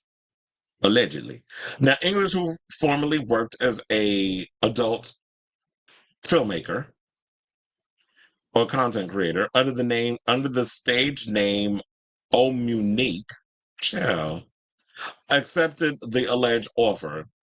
TMZ obtained a photo of her allegedly at the star-studded party in 2004. Now, English allegedly began working Combs' parties on a more regular basis, where she was allegedly expected to flirt with guests and drink alcoholic beverages laced with narcotics like ecstasy. Now, while she allegedly didn't have any kind of copulation of the sexual kind with guests at first, she claims that changed after Combs allegedly demanded she sleep with Jacob the jeweler. I don't know if y'all familiar with him, but Jacob the jeweler is like he's like one of the jewelers to the stars. So Jacob Arabov is his name, but we know him as Jacob the jeweler. Shout out to Wendy Williams because she used to talk about him a lot too. But anyway, so now after allegedly having forced intercourse with Arabov, she claims Combs congratulated her and paid her an additional $1,000. However, English alleges that it wasn't a one-time situation, claiming the "I'll be missing you" rapper expected her to be passed off to other people. Adria is also suing a woman named Tamiko Thomas, who she accuses of facilitating Diddy's sex trafficking operation. So she the Ghislaine Maxwell, and I thought it was Carisha. But apparently it's this chick named Tamiko. She claims that Diddy promised to advance her career and put her in a girl group. Okay. If she continued with his demands of the S kind. Now, as a result, Adria says she suffered emotional trauma, including intimacy issues and painful memories. She's suing Diddy, Bad Boy, Tamiko Thomas, Jacob the jeweler, and others, and seeking unspecified damages. So she also had photos to back up the claims, which shout out to let me pull let me pull up this picture. Shout out to TMZ. I was like, just so y'all can get she had pictures and stuff to show like she was actually up in there, up in the cut. And here's the photo, shout out to y'all, of Miss Adria showing her entire ass literally in this whole situation. So this reminds me a lot of the same situation of the girl who said that she was at the one that got flown out to I think she was in Baltimore and she got on a private jet. She was like 17 or whatever, and she got sent to Daddy's house, which was Diddy's recording studio, and how she said that she was SA'd by not only Diddy but other people. I believe Andre Harrell, a bunch of other people was there.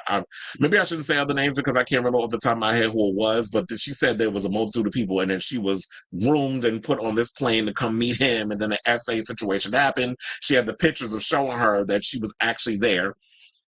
It's no shade. I mean, yeah, we know like it's innocent until proven guilty and all this other mess. But with all the stuff that we've heard about Diddy over the years and all this craziness with him and Cassie and also, I believe every word this girl is saying. And if everybody got receipts to be out here saying that Diddy did some of the things that they're claiming that he did, then I truly believe that, sir, you're going down. There's another lawsuit. You got to pay out your ass. Now, I don't know where he's getting his money from because word on the curb is he's struggling for coins. And he's had to give up Revolt and a bunch of other things. And then he had went through the drama with Sean John, the clothing line, and all this other mess. So I say all this to say, look, she's showing the evidence that she was at the white party. She had her little white outfit, got the booty out, giving that, in the words of Tyra Banks, the big old booty tooch. And there's that. So I say all this to say, what do you guys think of this story? Do you believe this young lady in Adria in her comments regarding the situation that went down at one of Diddy's legendary parties? Because I always said where there's smoke there's fire, and there's been a lot of people that's been coming out and saying that he did some things to them and they filed a lot of lawsuits. I don't believe that somebody would take the time to just dot their I's, cross their T's, do a whole lawsuit just to take somebody down. Like, there are people in this world, unfortunately, these people that are a part of the 1%, that use their power, their money, their influence to do sociopathic, crazy things to the little man. Those of us that's down here, down in the trenches, those of us who's trying to get up there and make that money and be and get to the level that these people are. And they know, like, with their money, power, and influence, they can get whatever they want. So let me know what you guys think of this story in the comments down below. You said Bormami's Flopamini. Billboard Hot 100. Child, we knew that was coming. Now I'm wondering what's gonna happen with Camilla's album, because child, that's the worst album of 2024, and nobody's checking for her or her music. Well, quiet as it's kept, ain't nobody been checking for her solo music since the first album. But she really tried it with this fake ass persona, and I've heard she's a lovely girl, whatever. But girl, the music ain't doing what it needs to be done. You need to get back with Fifth Harmony. There's a moment of silence as we said it to the rest. That has been hell forever. Ooh, the shade. Yeah, did he or didn't he? He did it. You didn't. Nobody did. I don't even think the Camila Cabello fans gravitated towards the album. I told y'all, like Normani's album, Dopamine, which was more like, it should have been called Melatonin. That's how bored I was with it. I would have rather, not even. It's like, I gave it a chance because I was like, a lot of times I'll say stuff and it's just, y'all be thinking this is me being ashamed. But I was like, let me give it a chance. Let me actually listen to it and draw my conclusion, even though I don't particularly care for her and the way she moves and her music and all this stuff. It's never really pulled me in. So let me give it a chance, even though she was, stealing from people who do the genre and sound way better than her, like Rosalia and Charlie XCX and so many others. But I listened to it and I was like, in the words of Ariana Grande, thank you, next. Which ones? Havana and the other one, Senorita. Those are the only two that I know of. And them singles from her latest album, it was not resonating with a lot of people. And it says she went for a too familiar sound when we needed an introduction from her. And I said this I think in the last show the show we talked about Camilla, is the fact that she just came out of nowhere with this whole thing. Like, I didn't know if she was into a lot of these artists that she's emulating. A lot of times, if you're really a fan of those artists, you allude to it in so many ways. Like, little by little, you're like, oh, this is like the music that I'm listening to. These are the people that influence this record. You don't just come out of the blue, out of nowhere. All of a sudden, your hair's blonde. Then you sticking your head out the window like you're about to become that special needs girl from Hereditary, where you're about to hit, your head. If you know the scene, you know the scene. Or, in your music video, or you doing all kinds of crazy stuff. And all of a sudden she came out of nowhere with this sound. Are you trying to say, oh yeah, no?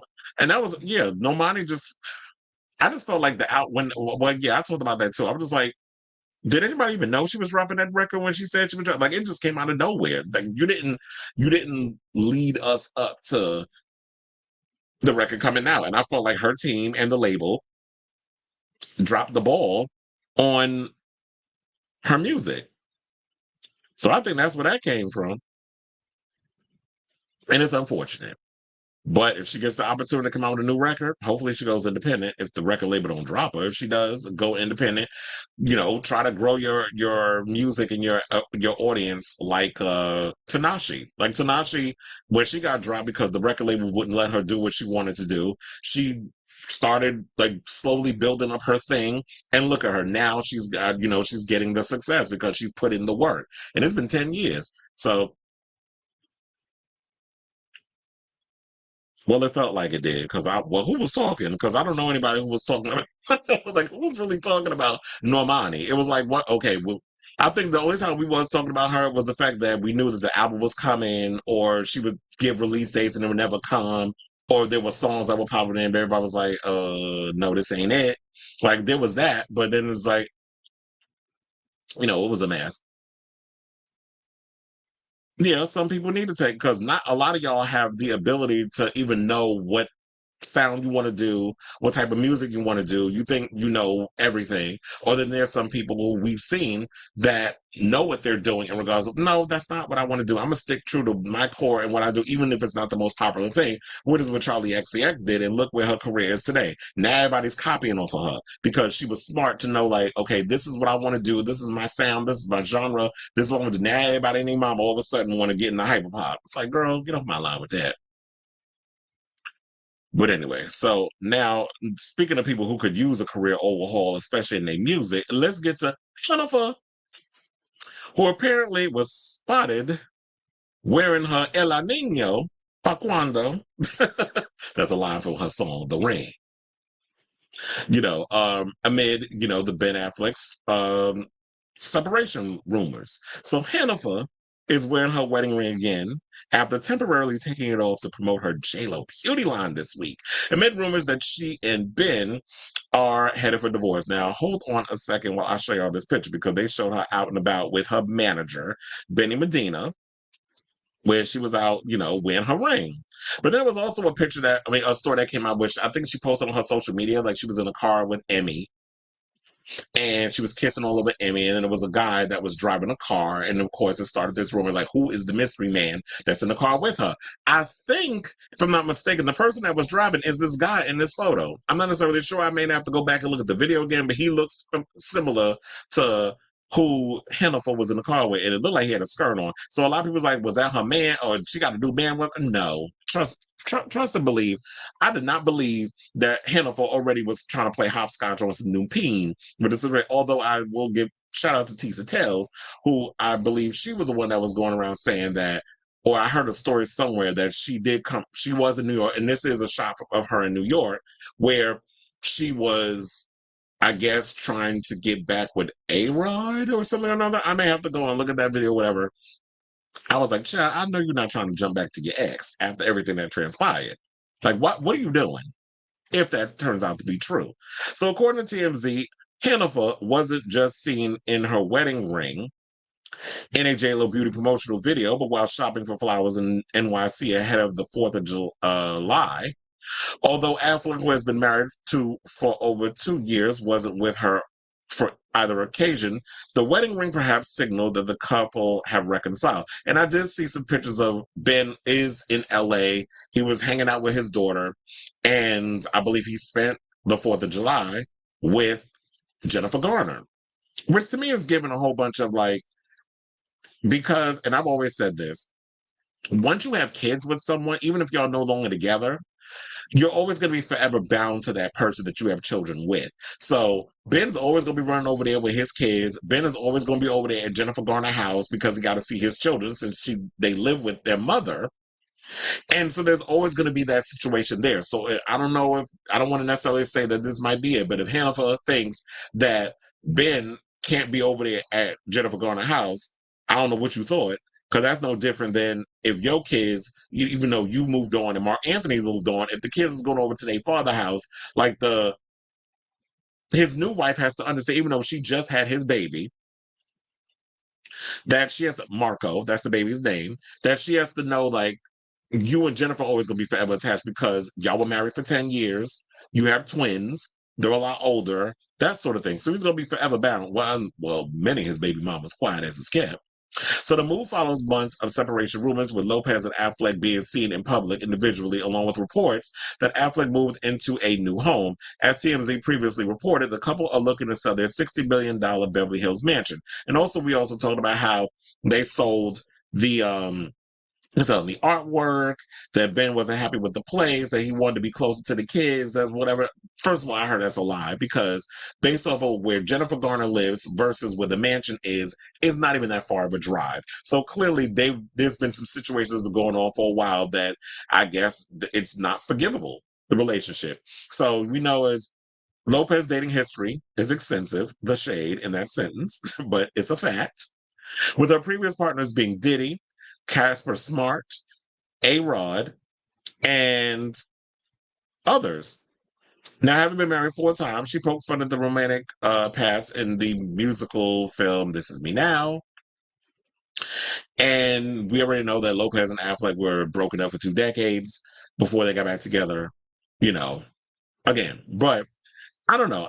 To me, I feel like it's not a big deal if someone doesn't wear their ring. I wanted to put that picture there. Oh yeah, hold on, because here's Benny, the side of his head. Well, I wonder if the guy, who knows, maybe the guy that Benny's with, it could be his boo thing. That, this one here with the skirt on. Maybe that's somebody that Benny's hunching. Who knows? Or maybe it's part of Hannaford's entourage. So, to me, to wrap this up, I don't think it's a big deal if a celebrity takes their ring off because, first of all, it was her J-Lo beauty. So if she's doing something where she's promoting a brand, maybe it wasn't required. It's like with acting. When I'm acting, if my character is not married, I'm not wearing my real life ring on set while I'm acting or if I'm doing something. So I'm thinking that's what that was. She probably took the ring off because she was working. But I do feel like y'all are playing, you're confusing the fans with the ring flip-flopping. Or it could be a situation that, you know what, maybe Hennifer's doing all this because, with this drama with her and Ben Affleck, she playing with her marriage and it's keeping what's going on between them on the tip of our tongues. It's giving us something to talk about. It's good grist for the mill. So it's like, to me, I don't think, there's things that should be off limits. Playing with your marriage, y'all should not be doing that. We see a lot of people in reality TV that do that and where they end up in divorce. So I do believe that there's some issues going on between them in their whole marriage and all that other stuff, but I don't think it's right that y'all play around with your marriage for entertainment. So I hope that's not the case, but I want to be optimistic, I guess. Look at me. I must be in a good mood today if I'm trying to be optimistic when it comes to Hennifer being an opportunistic, narcissist, especially since I've been going in on her so harshly every time we do a show. But I feel like, you know what? I just want to look at the bright side and think like, you know what? Maybe she's not doing anything in a way that is trying to play around with her marriage, that it was just a work thing. That's why she took the ring off. So I want to not be so cynical in my other vibe because that's the other side of my brain. I feel the devil. I feel you on my shoulder. You really trying to push me to go with the ladder. But I'm going to fight it. I'm a windmill a little bit. But anyway, I'll say all this to say, what do y'all think? Y'all think J-Lo playing with her marriage, or do you think that it was just a work thing, whatever the case is? Whatever your thoughts are, let me know in the comments down below. Okay, so it said, but they mama, you mean Kate? Child. You don't even get me started on that Katy Perry song. I've heard snippets. It's trash, but I will say I am Team Kesha, and I love Kesha's new single. I actually heard it before she dropped it. And I was like, okay, this song is cute. It's giving very much the Dr. Luke vibe. See, this is what you do, Katie. But Katie's slow. Even if you don't F with the person that really helped you a lot on your music, you find other producers that's music is similar in that way, but can elevate your sound and take it to the next level. She may not mess with Kesha, may not mess with Dr. Luke because of the stuff that she said about him. But at the end of the day, she still brought that sound into what she's doing by working with other people, and the song is a bop. You could have did the same thing, but to me, I'm looking at Katy Perry as somebody is like, she's so desperate for a hit at this point because the last two albums was trash and it flopped commercially, that just to use the controversy of his name being on that song, she thought was going to have, because apparently a lot of y'all old heads think any publicity is good publicity. But when we talk about this new generation, when we talk about Gen Z and Gen Alpha, this is the accountability police. So it's like all the things that was cute or whatever back in the 2010s is not cute in 2024. And if you're going to work with somebody like a Dr. Luke, they're going to drag your ass, and rightfully so, on social media. And they see through all of it. They see through in the words of Peaches in a Low Down Dirty Say, they see through all the Maybelline. So you can't get away with all that stuff. You said, oh yeah, Hennifer. What X World Tour? What's that? Twitter got a world tour? Yes, Hennifer. Because it's like, we don't call her Jennifer Lopez over here. We don't call her J-Lo. We call her Hennifer.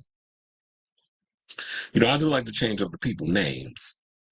But anyway, we talking about a lot of hot messes today. Let's talk about Justin Timberlake, who apparently is, we already know about the whole liquor situation, all this other stuff, and the whole DUI, and he really didn't apologize for it. He acknowledged it in front of his audience, which we knew he was going to do. But he didn't really address it. He was going to say the little thing in front of his, the room, thousands of clapping seals, because they were just going to, what? So I could have said, I'm about to shit myself on this stage. That's what the audiences get. When you got your hardcore fans in the audience, anything you say, they're just going to applaud it. So that was the place. Justin knew he was going to be in a safe space regardless. So he basically made his little, I'm a broken man. You've always been me from the beginning. All that foolishness. Mind you, you was out here steamrolling and over so many people throughout your whole career. We don't need to, break that down. We said it enough times on this show. every time we talk about Justin. And then he made a joke I heard in Boston about the whole drunk driving situation, which I heard the joke. Sir, leave the comedians to the comedy to the professionals. You know, I've heard that he's always wanted to be the funny one because I saw that deep dive video. The way I want to be the comedian, I want to be the funny one, blah, blah, blah, blah, blah, blah, blah, blah, whatever. But Ryan Gosling, quiet as is kept, is the one who's the really funny one because I've heard that the ratings went through the roof when he closed out this past season of SNL. So I guess now, another one, over the age of 40 who thinks any kind of publicity is good publicity, but who knows, this may backfire. So now word on the curb is he's getting into the alcohol business in Scotland with none other than Cobble Agent himself, Tiger Woods. So pop superstar Justin Timberlake and golf legend Tiger Woods are expanding their entertainment empire across the Atlantic, setting their sights in the historic town of St. Andrews, Scotland. The duo's latest venture will see the transformation of the beloved new Picture House cinema and turn it into a high-end T-squared social location. Following the success of their New York City flagship, first of all, I didn't even know they had one out here, and I'm in New York. Well, I didn't even know he was a part of it. Timberlake and Woods' latest upscale sports bar project will feature state-of-the-art sports simulators, duck pin bowling, and darts, while also preserving 2 original cinema screens, a nod to the venue's rich history. Now, Fife Council has given the project the green light, praising its potential to revitalize the area.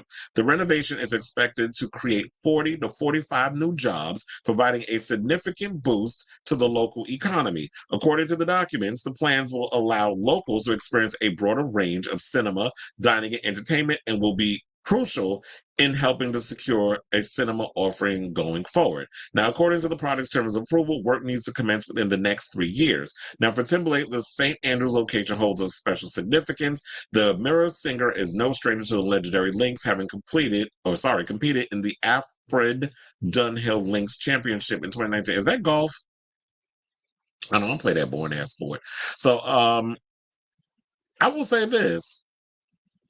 I'm glad the fact it's going to create new jobs. And to me, the whole venue sounds pretty cool in the regards of, you can play darts, you can play all these other little games. They also have theaters in there where you can watch movies. I think that's a really cool type of sports bar type situation. And then plus they're serving alcohol. So I like the idea of it. However, when you have someone like Justin Timberlake who was able to keep his issues with alcohol under wraps for a long time, and people look the other way about it, well, because we weren't really paying attention, but we knew about Tiger Woods because of his, mugshot as we have in the picture. Yes, it was intentional. I put this shady ass photo up. There's always a method to my madness. So the 2 mugshots that we got, and so to me, it's like right message, wrong messenger, or is it that the timing is bad? Like, is this a smart thing on Justin's end to be getting into the alcohol situation? But then again, maybe it's not as bad because he had this venture in New York, which I'm just now finding out about. Oh, maybe I should apply for a job over there just to be messy. No, I wouldn't do that. But in New York, it's like we have they said he had this thing in New York, and now he's gonna pull it up and have it in Scotland overseas. Because I literally thought he was just gonna go overseas and have it there. Then that was like the first venture. But I didn't know, like I said, that it was one out here. So maybe it's not as bad because he already had this establishment in New York before the whole DUI situation or DWI situation popped up and became what it is. So I say all this to say, what do you guys think of this story? Do you think that this is bad timing, or maybe this was in the works for a while? We just now hearing about it because, the whole DWI that happened a couple of weeks ago, the timing of all of it, because I'm sure like this wasn't just something he came up with last week and expanding, that this was something that was in the cards for a while because you got to be on the phone and talking with these people over in Scotland and doing location scouting and coming up with all the ideas and then working with the contractor who's going to develop the neighborhood and put your hat in the ring in regards of, revitalizing the neighborhood and all that good stuff. So I'm sure this was in the works for a while. We just now hearing about it, and it's just coming out now because of the whole DWI. Just bad timing. But whatever y'all think, based off of his situation, because I don't believe that this is the first time Justin has drank and got behind the wheel. We've seen stories about him over the years of him getting shit-faced drunk, and he's openly talked about doing drugs and things of that nature. So whatever y'all guys think of this story, let me know in the comments down below. Okay, now speaking of comments, let's get to this guy. Oh, you said world tour for her.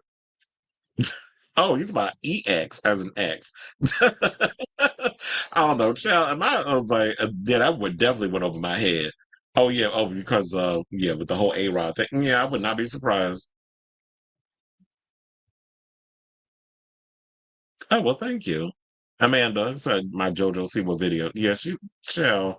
That's another one that's messed up, and I feel bad for her because I really feel like she's gonna end up being another one of those kids that's going to go down that rabbit hole of being in the whole Amanda Bynes, Lindsay Lohan, even though Lindsay Lohan has cleaned up her act and yeah, she's getting back into acting. Like we've seen her on Netflix in the movie. She's currently filming Freaky Friday, the sequel with Jamie Lee Curtis. I'm excited about that. It's been a long time since we've seen the original. It was like 20 years. So even though Lindsay Lohan is making her comeback, I definitely see JoJo as one of those girls that's like, you had a effed up childhood. It seemed like you were really pushing to this thing where it's like mentally you're still a child, but even though you're grown, you're trying to find a way to transition from kid to an adult in this space, and you're a hot ass mess. She out here cussing out people for booing her at Pride.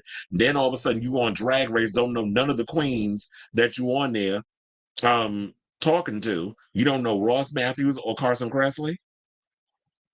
So that girl, it's like everything she puts out, it's cringe. And then all of a sudden, then she told me she want to create a genre called gay pop. I'm like, child, this pint-sized Melissa Etheridge wannabe don't get her ass off my line.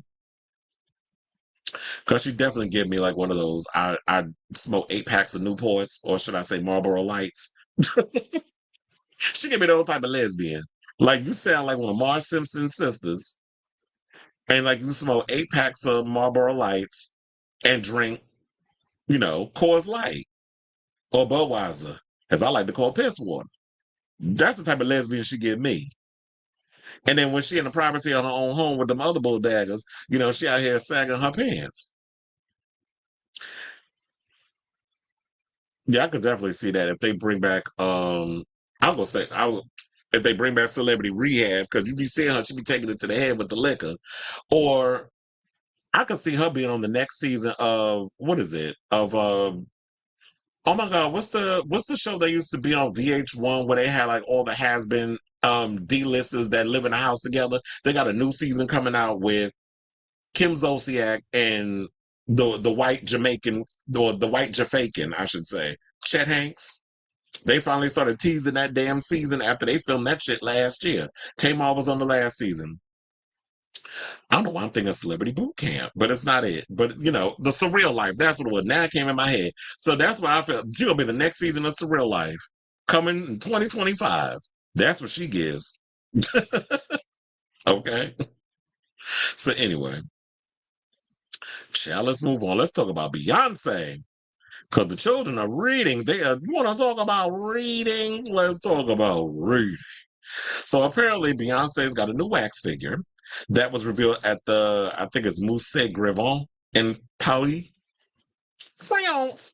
And the fans are not liking what they see. Now, shout out to the neighborhood talk, because I don't know if y'all seen the wax figure, but let me pull this up, because child, they said, Harpo, who this white woman? Because that damn show ain't Beyonce. So Madame Tussauds' favorite wax museum in Paris has unveiled a new wax statue of Beyoncé, and it's not sitting well with members of the BeyHive. Many were irked that the Texas Hold'em singer's skin color seemed to be whitewashed. Well, child, wasn't that kind of the conversation that they was having for a while now? Like, this ain't the first time we heard tea about Beyonce looking a little too light. Like, we've been having this conversation for the longest, even to the point where Mama Tina had to get on social media and start windmilling for her daughter. Because Beyonce not going to get on social media and defend herself. She prefers to take the Al Reynolds route. I'm going to let everybody else talk for me. So many were irked, and they said the following. One put, I don't know who the F this is or supposed to be, but it ain't my queen. This is a white woman, wrote one aggrieved fan, while another noted, now Beyonce may be light-skinned, but this is insane. Whitewashed and failed to get her features right, growls one person, while another simply asks, who the hell is this supposed to be?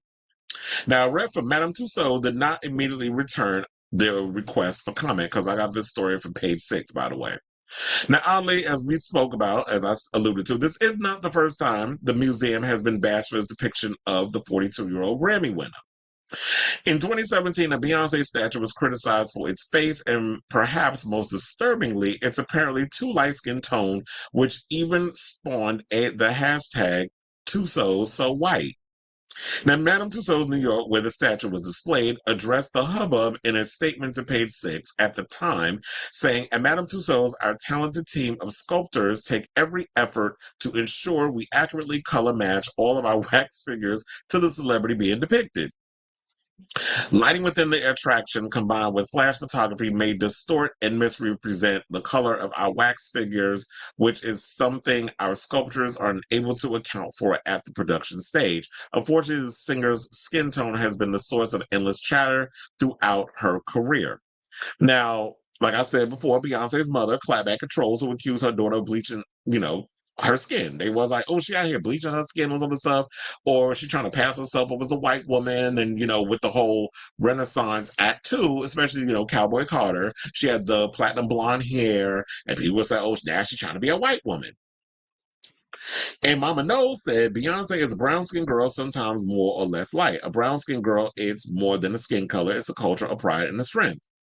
Now, even in 2019, Matthew, her father, addressed his daughter's skin tone, alleging that her career was benefited by her lighter color.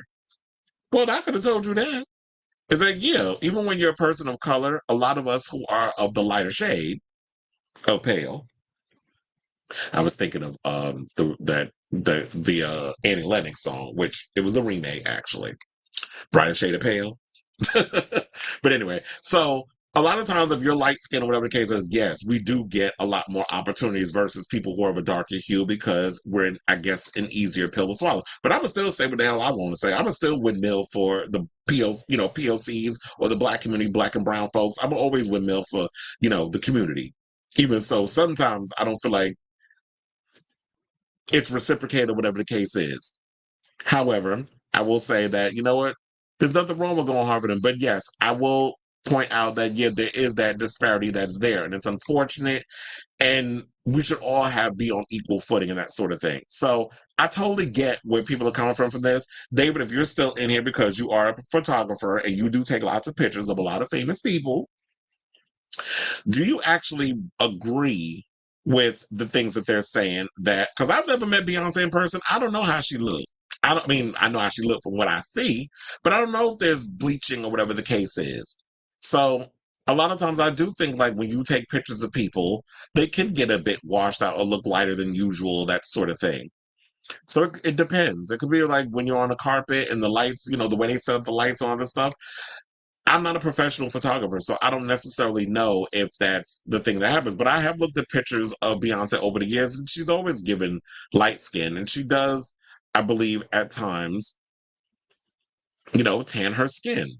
Or she probably gets like a tan or whatever the case is. So I'm guessing that's what that was. But if y'all, if anybody happens to be photographers, whatever the case is, I want to hear what y'all thoughts on this. Do y'all think that she was white, bleached out, or they made her look a little too light skinned? I mean, that's how she looked. And remember, we had the situation similar. I don't know if it was the same company, but we had the same situation with Dwayne Johnson. Remember when they came out with his wax figure? What was it, earlier this year, maybe a little bit last year? That was the same argument. People were talking about that ain't Dwayne, even to the point where he even got on the line. It was like, no, that's a mess. Now, Beyonce now will come out here and defend herself in this way.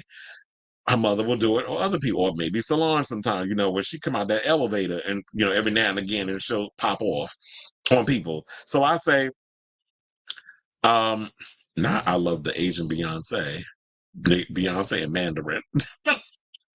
Not you, I wouldn't say that you photographed a wax figure. I'm just saying like, when you take pictures or whatever the case is, will it whitewash or wash out someone's complexion. I'm just worried about that because that was the overall, not just the wax figure, but that was the overall complaint when it came to, you know, photography and stuff too. If some people say, oh, when you say Beyonce, oh, she look a little too white, like she been bleaching her skin. That's what people been saying as of late. She said, I've never photographed the wax figure. I also think the features don't look like her. She looks like Asian. These days, it's like y'all making everybody look Asian. We got Lil Kim Chi, who a little more Asian than a black woman. You know, she's had all that work done. She's like basically a 4'11" Amanda Lepore at this point. Lil Kim, not Beyonce. But anyway, so I say all this to say, what do you guys think? Do y'all think y'all feeling the way that people are feeling about the whole wax figure? Whatever y'all thoughts are, let me know in the comments down below. Yeah, so how you doing, Lanier? You said, yeah, thank you to Cirilla. That was said. I know as y'all was typing, it's funny how like when I be asking like, is it gonna come to me? Come on, brain, work. Because you know, there's always a lot going on up in this head where I'm like doing a show where I gotta pull up pictures, I gotta pull up clips, I gotta remember stuff, I gotta have my notes. And then I just be forgetting some of the basic of things. Like I'll forget a drag queen name, I'll forget the name of a TV show. But that's why I love the fact of doing this live, because it's like y'all be helping me. Y'all could be the other side of my brain. So y'all definitely help me out with when I be forgetting stuff, when I be having a brain fart. So anyway, let's move on. Shell, let's talk about Azealia Banks. Apparently, Miss Mamas is homeless. So because she can't pay her bills. Since we were just talking about Beyonce, now I'm in my Beyonce bag. So word on the street is that Azealia Banks may find herself homeless after she's been evicted from her rented property in Miami for not being able to keep up with her rent. See, girl, now if you wasn't out here spending so much energy reading every celebrity and talking about this one's fake, that one's fake, but at least at the end of the day, whether they phony or not, at least they're able to pay their bills. You should have been parlaying all this running of the mouth and doing a podcast. Now I know there's so many people out here, everybody that got a damn podcast at this point. But maybe you should have accumulated your situation into a podcast instead of putting your shit up for free in an Instagram story or on Twitter. So according to court documents, the musician owes $8,000 in past due rent to the owners of a rental home in Palmetto, Florida. Banks tried to sue the homeowners for $50K. She accuses the owners and their attorney of harassment and contacting her at inconvenient times. Whatever that means. Like, what time are they supposed to hit you up? She also alleged that the owners threatened to sell the eviction story to the tabloids if she didn't pay up. She said the owners raised the rent unreasonably and illegally, which violates Florida law. In response to the court, Banks, who's 33, stated that she withheld rent due to a rat infestation in the house. Finally, she shared a screenshot from a payment app with no date on it. Now, the owners verified that the payment wasn't real, and since Banks failed to deposit the amount she owed to an escrow account with the court, a judgment was issued against her on July 2nd. And for those of you not paying attention, today is July 5th, because you know I'm doing this as a live, so like by the time I cut this clip up and put it on social media, you know when the situation when we talked about it. So the judge issued a writ of possession, which gives Banks 48 to 72 hours to vacate the premises. So according to the plaintiff's motion, the strike answer for default and final agreement of possession, I got a screenshot of it. It said plaintiff Isis Claro moves this honorable court for entry of an order striking defendant's answer and affirmative defenses, rendering a default and a final judgment for possession for the reasons that follow, saying, 1, this is an eviction. This is an action to evict Azealia Banks and all others in possession, tenants from the real property located at, they got her damn address up in here. I ain't gonna read that. Well, shit, she about to be out of the house. 8293 Southwest 171 Terrace, Palmetto Bay, Florida 33157. So that's the address. I said this eviction was filed because tenant owes plaintiff past due rent. Defendant filed an answer, thereby preventing a clerk's default. However, defendant failed to deposit rent into the court registry. Florida statutes specifically state that in an action by the landlord for possession of a dwelling unit, if the tenant interposes any defense other than payment, including but not limited to the defense of a defective 3-day notice, the tenant shall pay into the registry of the court the accrued rent as alleged in the complaint, or as determined by the court, and the rent that accrues during the pendency of the proceeding when due. The clerk shall notify the tenant of such requirement in the summons. Failure of the tenant to pay the rent into the registry of the court, or to file a motion to determine the amount of rent to be paid into the registry within 5 days, excluding Saturdays, Sundays, and legal holidays after the date of service of process, constitutes an absolute waiver of the tenant's defenses other than payment, and the landlord is entitled to an immediate default judgment for the removal of tenant with the writ of possession to issue without further notice or hearing thereon. So there's that. And then they also said, look, this ain't the first time she got into it with some tenants. They said Banks in 2020, she got into a verbal dispute with a neighbor in Woodland Hills, California. The male neighbor knocked on her door, complained about loud music.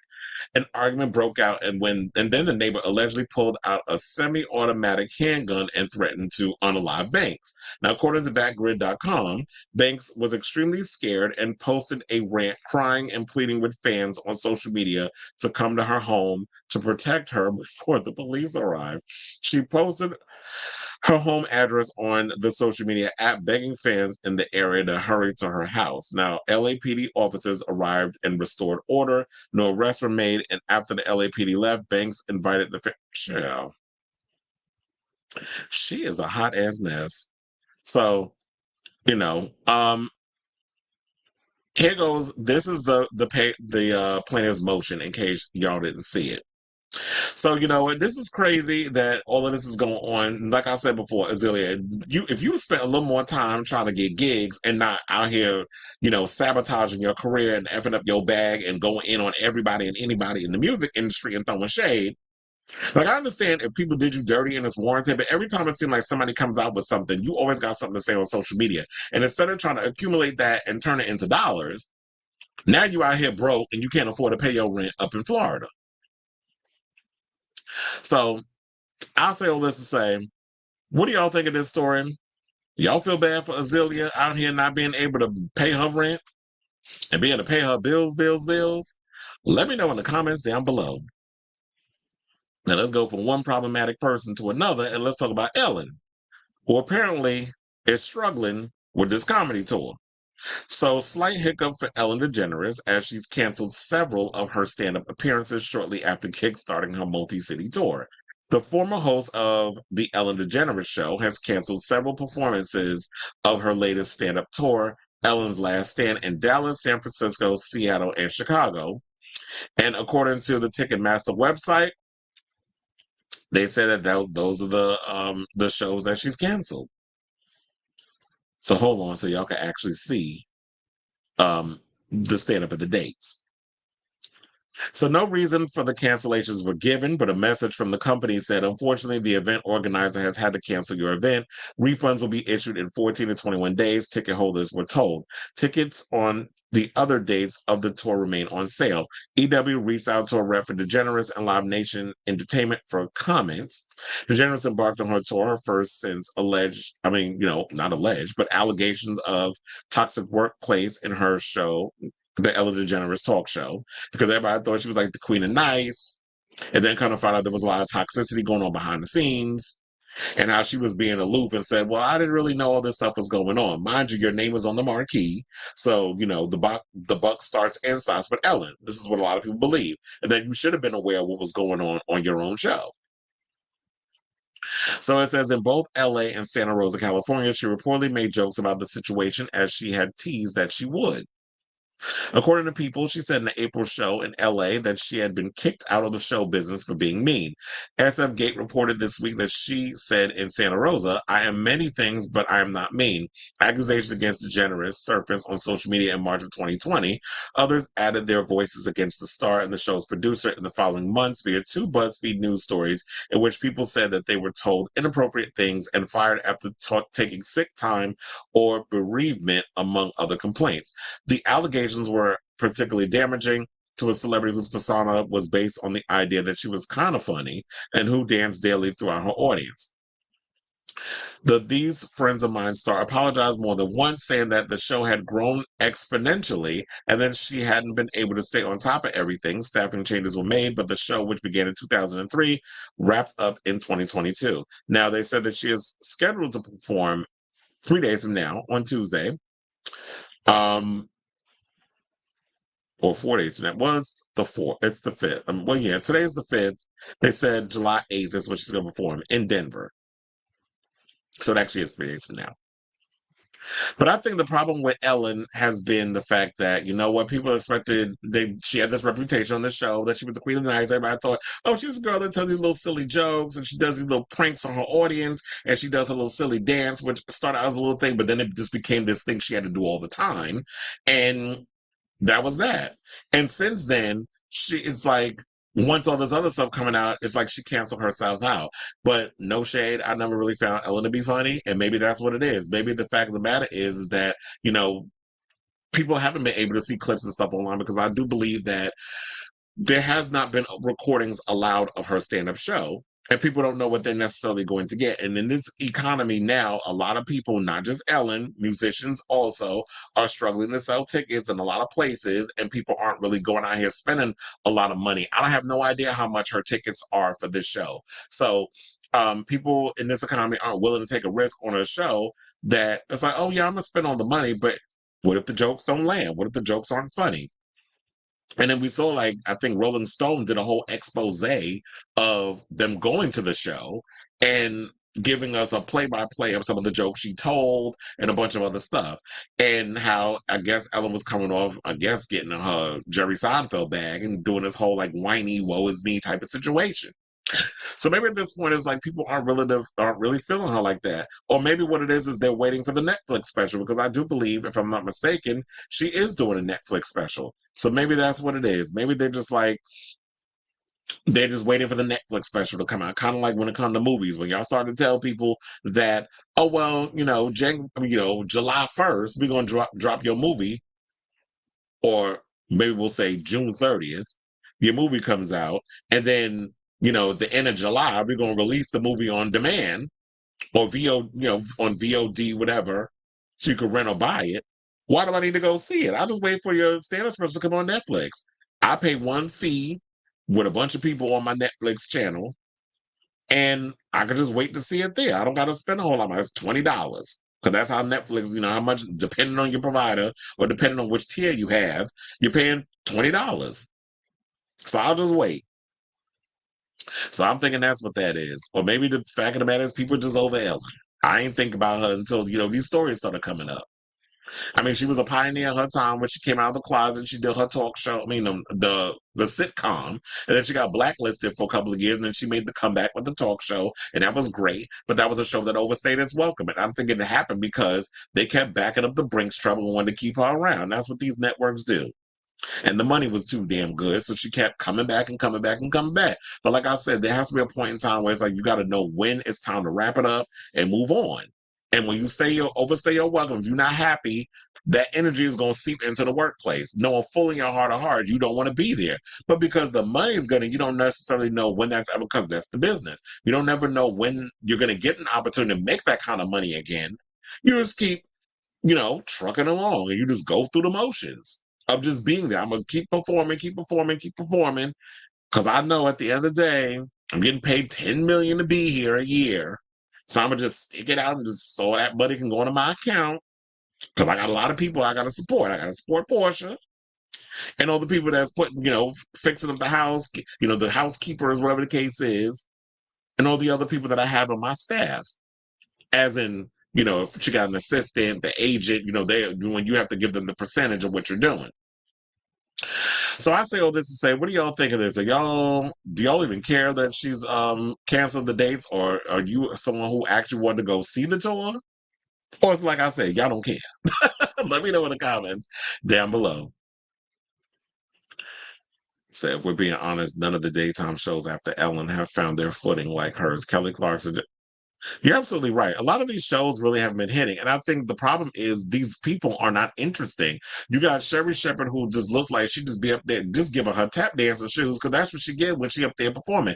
I know people like my mother, she loves Sherry Shepherd. I was more Wendy Williams. That was my thing. She didn't like her, but she liked Sherry Shepherd. And so that was the thing that she was going to do. So some people like all that. Kelly Clarkson is not giving me what I need. I watched her show. And sometimes when I'm working out in the gym, when I would work out later in the day, Kelly Clarkson show be on, and she be having some interesting guests, but she don't really be pulling me in like that. J Hud don't really give me what I get bored watching her show.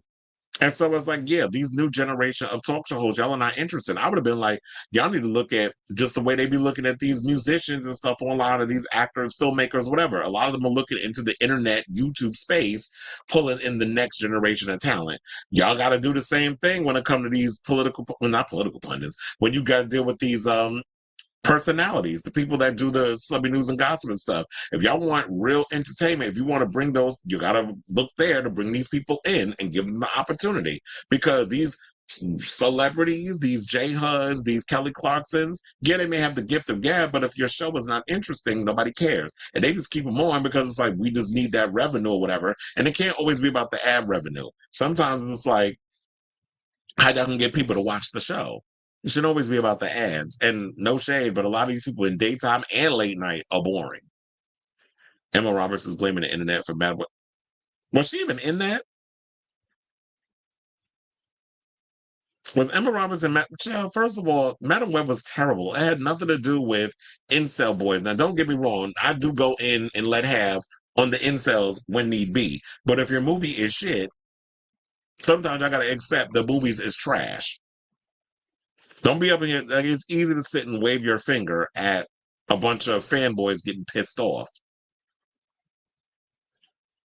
Is it me or all these celebrities getting canceled and exposed more recently? Hopefully they will get the memo that all that fame can be taken away. Yeah. I don't think there's no reason why they're not getting canceled and exposed. I mean, if they're all out here saying stupid shit, then yeah. But I do feel like we have to give people a chance to like make a mistake and grow. And if there's a conversation that needs to be had about certain things, we shouldn't be so quick to cancel someone because they're genuinely curious about certain things. We should be able to sit and have conversations with people when it comes to certain things. Be like, you know what? That's not right, or that's inappropriate, whatever. And this is why. Instead of, oh, you said that, we need to cancel you. Like, to me, that's dumb. It's like, how do they learn from a situation if we don't have the conversation? But if you get to a point where it's like, I'm trying to explain it to you and really come at you in a way to have the conversation, but then you're going to put this wall up and just be like, well, I said what I said, and this how, okay, well, bitch, I'm not even going to have a conversation with, then your ass need to get canceled. Because if you're not willing to listen and learn and grow, and I'm trying to come at you in a way where I'm trying to be human about it, and you just want to be an asshole because you want to go viral. Like yesterday, I'm coming from fire. I'm in the elevator, and this white dude all of a sudden said, I'm a racist. And I'm looking at him like, okay, like, you want me to punch you in your throat? Because now you're up in here trying to say crazy shit for attention. Like, if you want to get to that place, then it's like, but then again, I can't be out here fighting people because I've been doing that, and then you end up arrested, fucking people up over saying dumb shit. Sometimes you just gotta let that shit go. Because everybody out here these days seems like the mental health situation is getting higher and higher. But if you're not willing to learn, if you just want to be straight up ignorant for the sake of being ignorant, then I'm not wasting my energy on you. And you deserve to get canceled. There's a lot of celebrities are going on Twitch streams to promote nowadays. Kevin and Nikki went on. Well, yeah, and funny enough, I am live streaming on Twitch. I'm on Facebook, YouTube, Twitch, and the Twitter. So I'm everywhere. But anyway, so let me see how many topics we have left. I think we have about 5. So since we're almost halfway through the show, or maybe we're more than halfway through the show. Please, if you haven't already, hit that like button, that subscribe button, and the notification bell to help with the algorithm. And then also, so you know, we go live with a brand new episode of Chris Alba Unfiltered. It is definitely appreciated if you do. And it won't cost you a thing, in the words of Jennifer Lopez. I'm not asking for a coin, Tata. But if you want to send some my way, I got my Cash App in the description. But it is free if you hit the like button, the notification bell, and all that good stuff. So let's get into some gay stuff. And let's talk about Tyler Posey, who is out here talking about, he is so cute. I know you're like, how do I know? Because I'm looking at a picture of him that I'm going to put up for context. So he opened up about how his first rendezvous with a man, or someone of the same gender, I should say, was with a sex worker. So Tyler Posey has revealed that the first man he slept with was a male prostitute.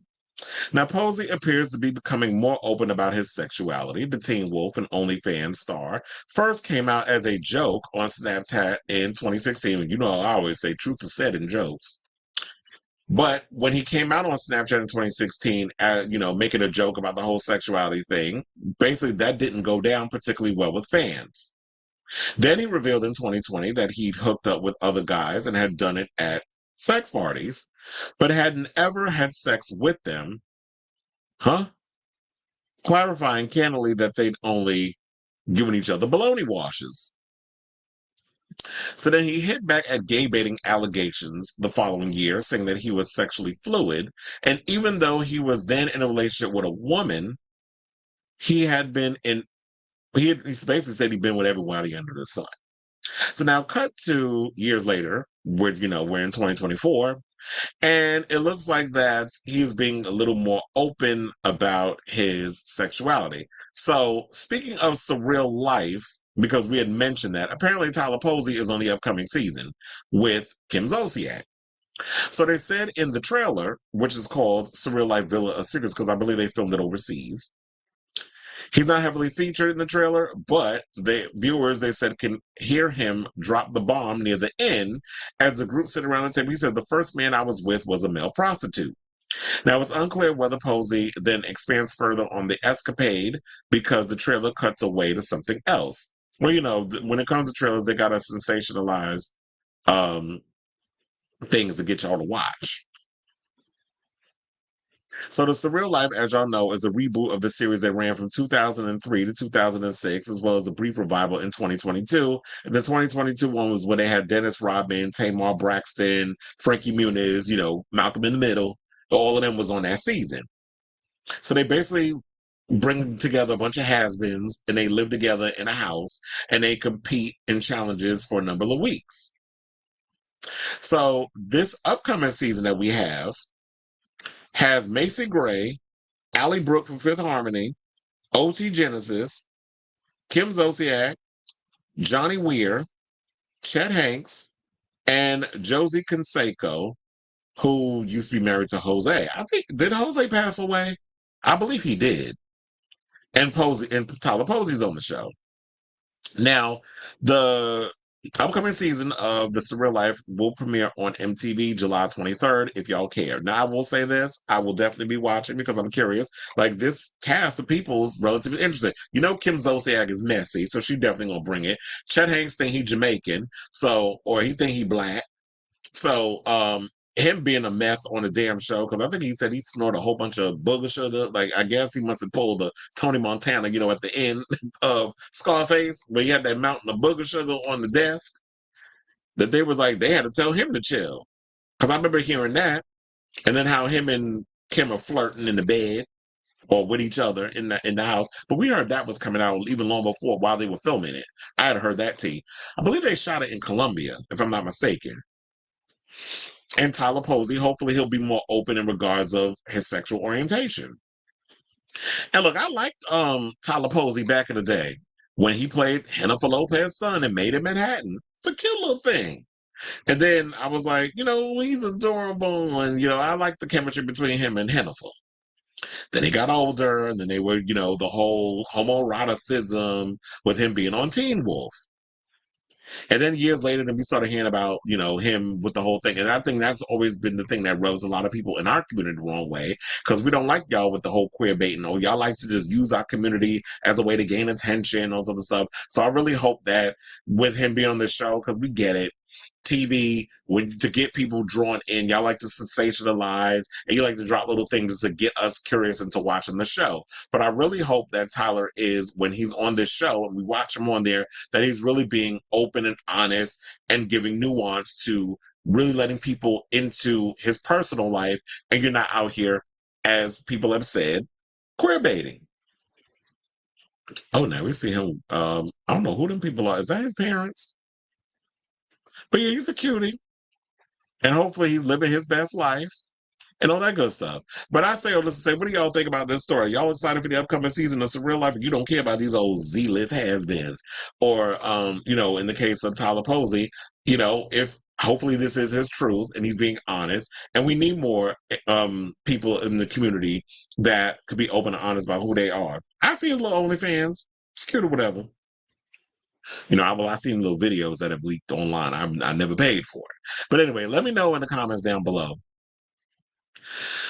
Okay, so we have comments. And it said, I'm amazed you haven't done the intermission, like the 10-minute break like you did on the set. Well, that was because what that used to be was EJ basically came in and did the whole, he would put a lot of those intermission clips and all the other stuff together. Me, I just be like, let's power through with the show.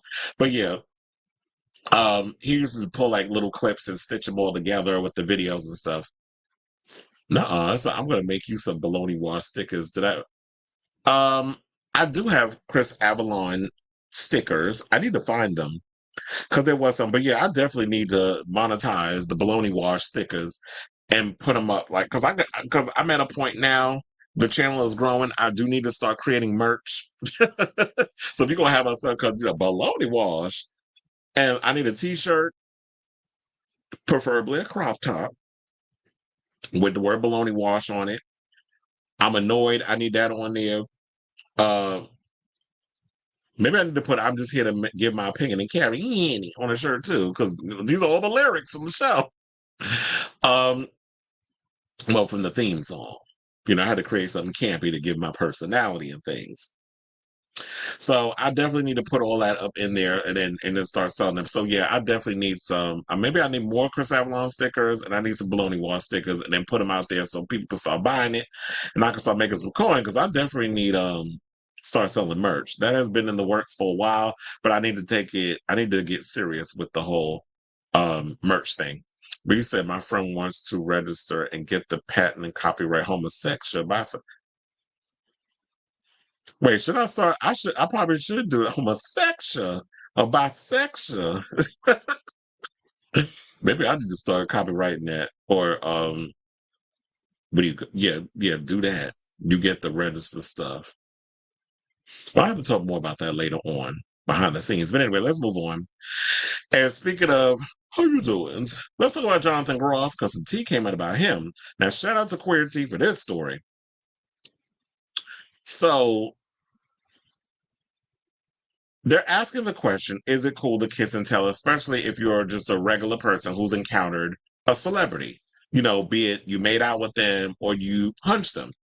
So the post-Pride discourse revolves around the age-old question, with Jonathan Groff and late-night revelry right in the middle. Now, early Monday morning, an excited gay posted that he made out with the Tony-winning Broadway star for a half an hour at Battle Hymn. Who actually keeps track of how long they make out with somebody? I know I don't. I just be knowing, like, it's a long time. Sometimes 10 minutes do feel like 30.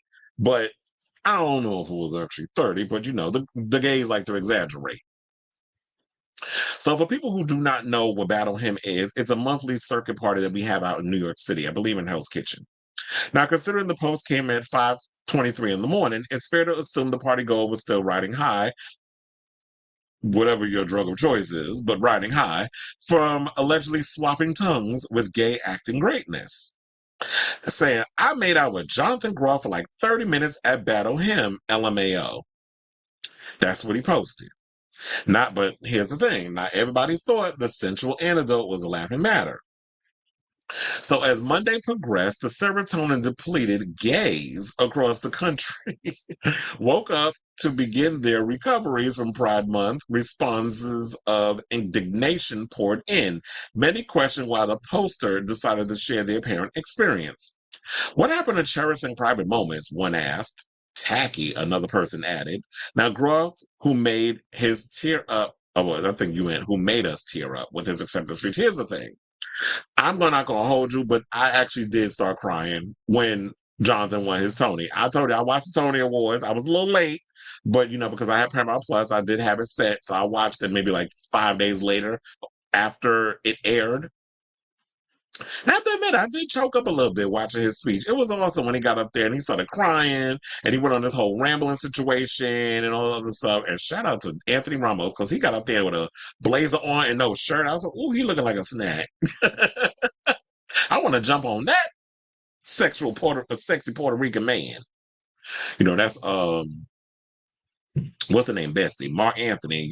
Hanover was mad because he turned down being in her This Is Me Now movie, musical, whatever the fuck it was called. That water's nice and cold. Anyway, so I love his speech and I love Daniel Radcliffe's speech. But look, I like Jonathan Groff. I liked him. He was in Spring Awakening with oh my God, what's her name from Glee? The one they said was problematic. He was in it with her. I believe they're good Judies still, because they used to come to the gay establishments. Whenever they would hang out, like Jonathan Groff would be at like Pieces, that sort of thing, and she would be there with him. So anyway, let me show y'all this clip because he was talking about how he is on the Truvada, and he was like he ready to get his back blown out. Oh yeah, and I liked him on Looking too. I missed that show. We're gonna actually talk about Looking in a second because with that topic that we have about the gays asking who's the most toxic gay couple on TV. So he's in that category when we talk about it. But hold on, because let me pull up this clip where he had me cackling. Hold on a second. I would just say I'm single. Feeling full of pride. And pride. Yeah, like he was letting everybody know he on that good old funny. Jonathan Groff was ready and single, ready to make it. Thank you, Leah Michelle. I don't know why I couldn't remember her damn name. They're besties. They met on doing Spring Awakening. He's always been a theater kid, and I've always liked Jonathan Groff. I think he's cute. He is of age, he's like 39. And I've always looked at him like, oh, I wouldn't, and when I watched him on Looking, yeah, his character, Patrick, was annoying. But I lived for him, and I was like, look, if I was about an establishment at the club and I made out with him, I wouldn't, but would I kiss and tell? I don't know. But look, we should point out all sides. Like, not everybody was, being all prudish in regards to like kissing and telling.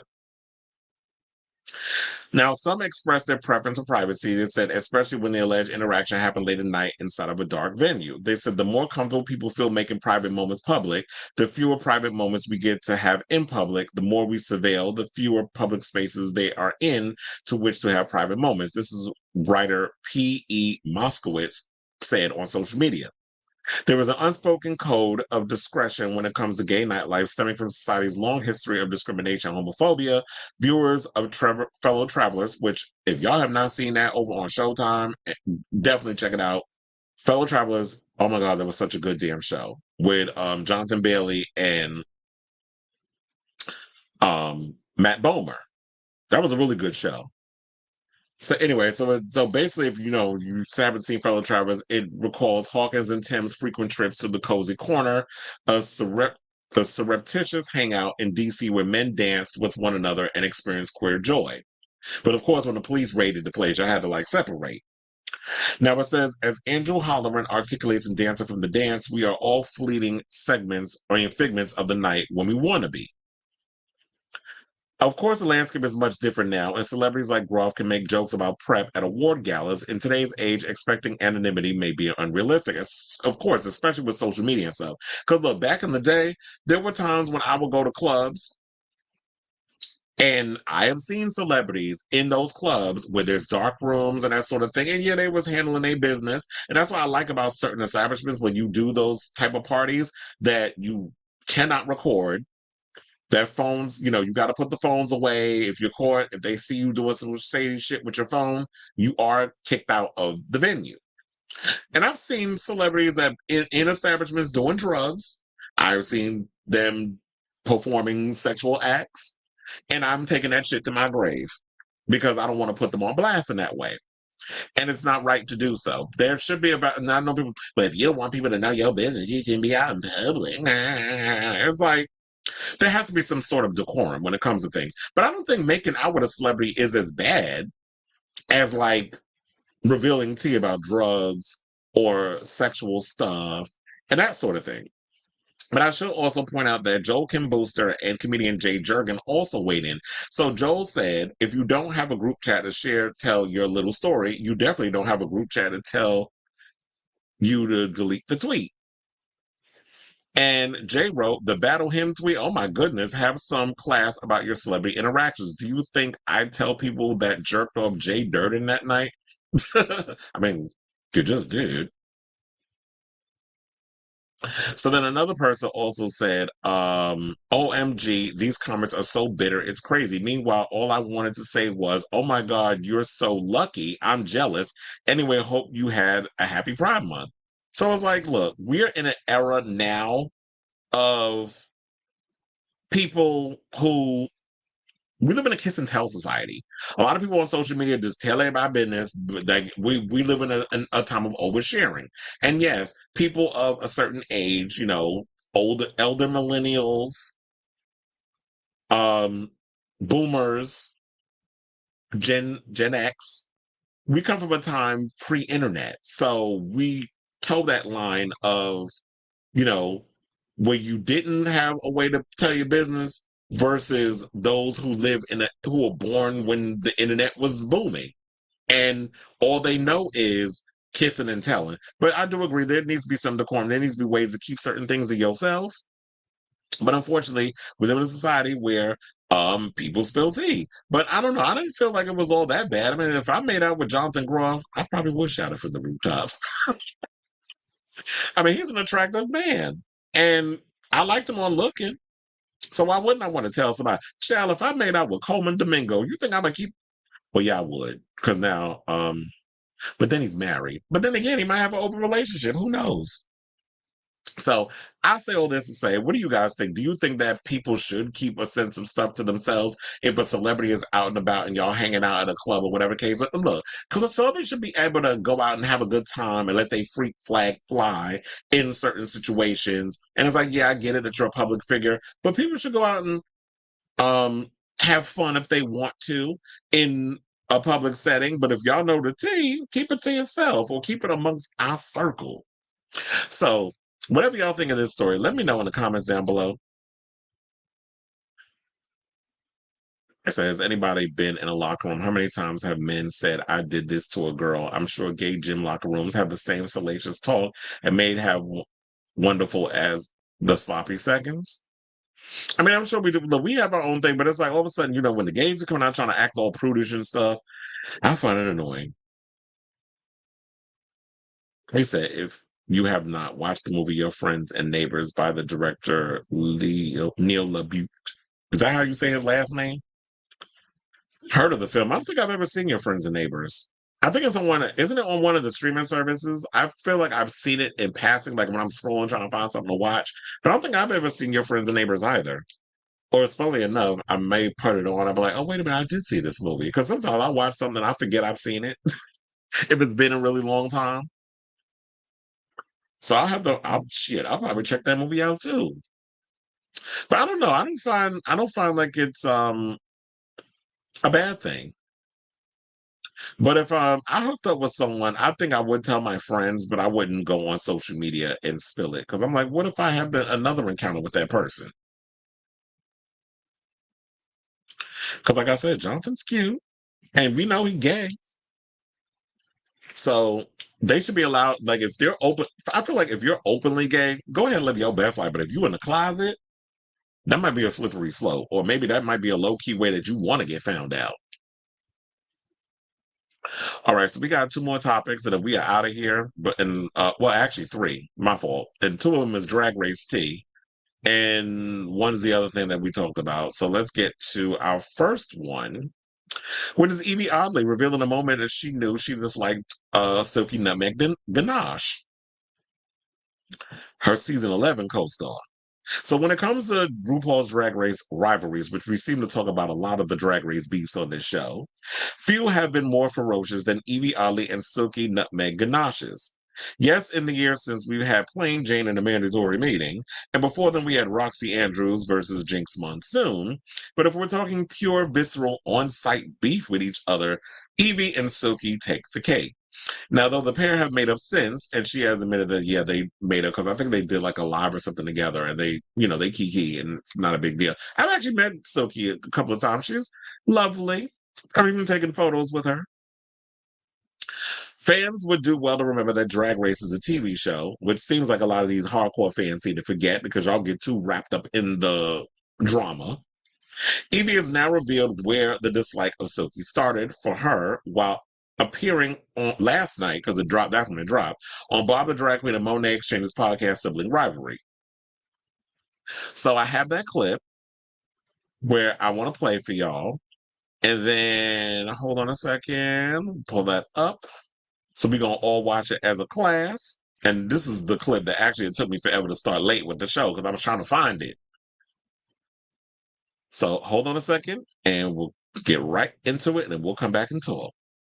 It was crazy because the world really turned on Silky because before the first episode, the world was like, oh, she is the one. I love her. Costs. She's amazing. She's that bitch. And then episode 1 came out. They were like, I think it was when she said, Mike, check, fuck you, bitch. That was when America was like, we don't like you. Okay, but see, that is when I was like, I don't like you.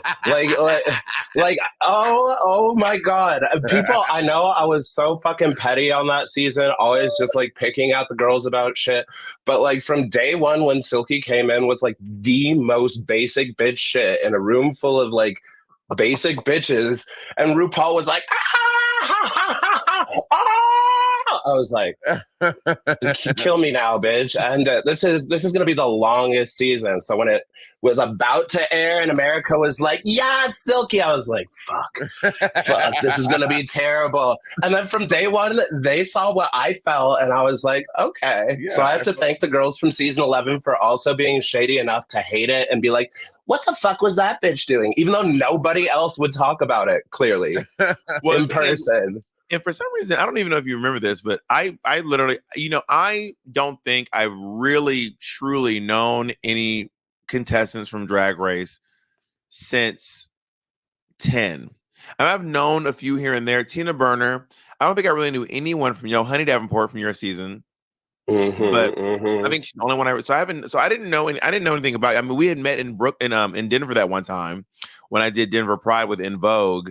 Wait, I'm very thankful that you even slightly remember that, because hold on a second. Before we get to the rest of that clip, I have to agree with him because I had a conversation with a friend of mine the other day, and I said the same thing. I said, you know what? Back in the day, I knew all the queens that was coming on Drag Race. Like Tina Burner is from New York, so I was aware of her, and we're friends on social media. Also, there was, Bianca Del Rio, because she did a podcast with Degan Ardicio, and I knew him through her, and also Lady Bunny, because they're good friends. So, and then Honey Davenport, I've known her for years, and so many other queens that have come on the show in the early seasons. And I knew Jiggly Caliente because she used to do The Web, which was the Asian gay club that's no longer around in New York. That's also, I always tell this, that's the way I met Max Connor before he was Max Connor. He was Cliff, going by his government name when he was a go-go dancer. And that was before he got into porn.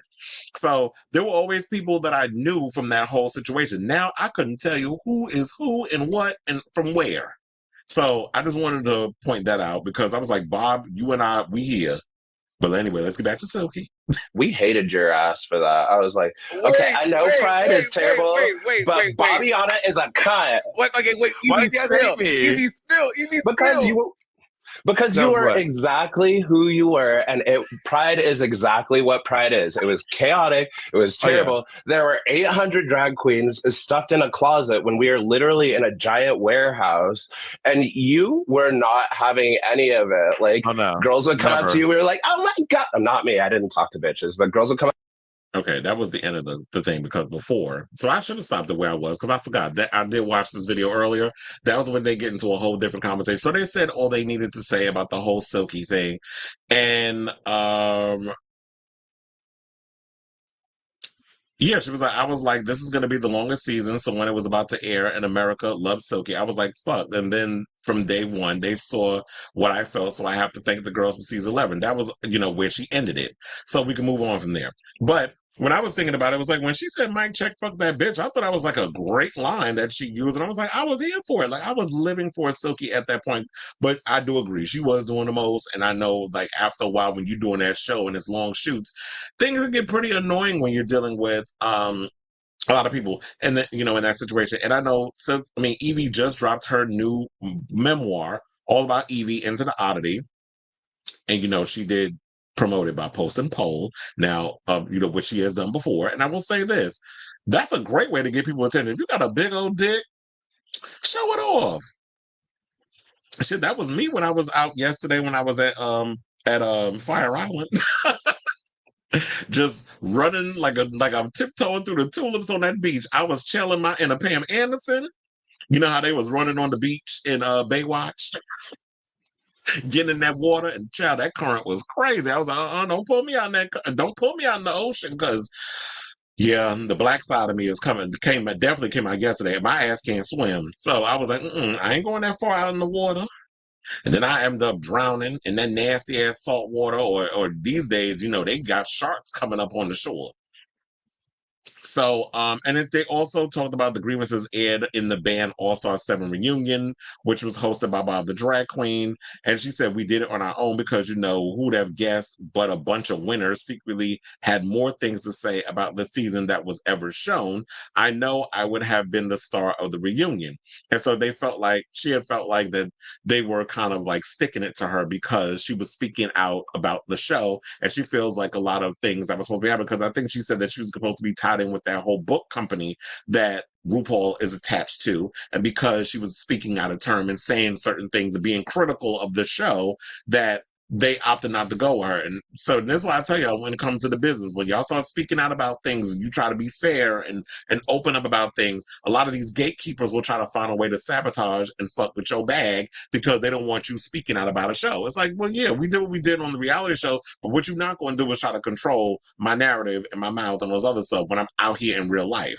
So I didn't mind the whole situation with Mike Check FTB. And then Silky, in my opinion, I know she was like, a lot of people despised her on her season, and I was really rooting for her to like get that redemption, I should say, arc when she was on All Stars, when she came back, a la Roxy Andrews. However, I felt like she was holding back too much. She was self-producing, and then it was just like, Silky, are you heavily medicated? Are you on the Xanax? Like, where's that energy? Like, you wasn't giving what needs to be given. And so she was like boring on her season. She really wasn't bringing it. And I felt like because she was holding back a bit, it was that self-sabotage creeping in. So I hope that, Silky does find a way to come back on All Stars and really show her side of changing. Wait, is she on a I thought, man, I don't know. I could be wrong. I thought I heard something other that she was back on a new season of All Stars. I don't remember. But if she is, and let me know in the comments. Now, speaking of comments, what do y'all think of this story?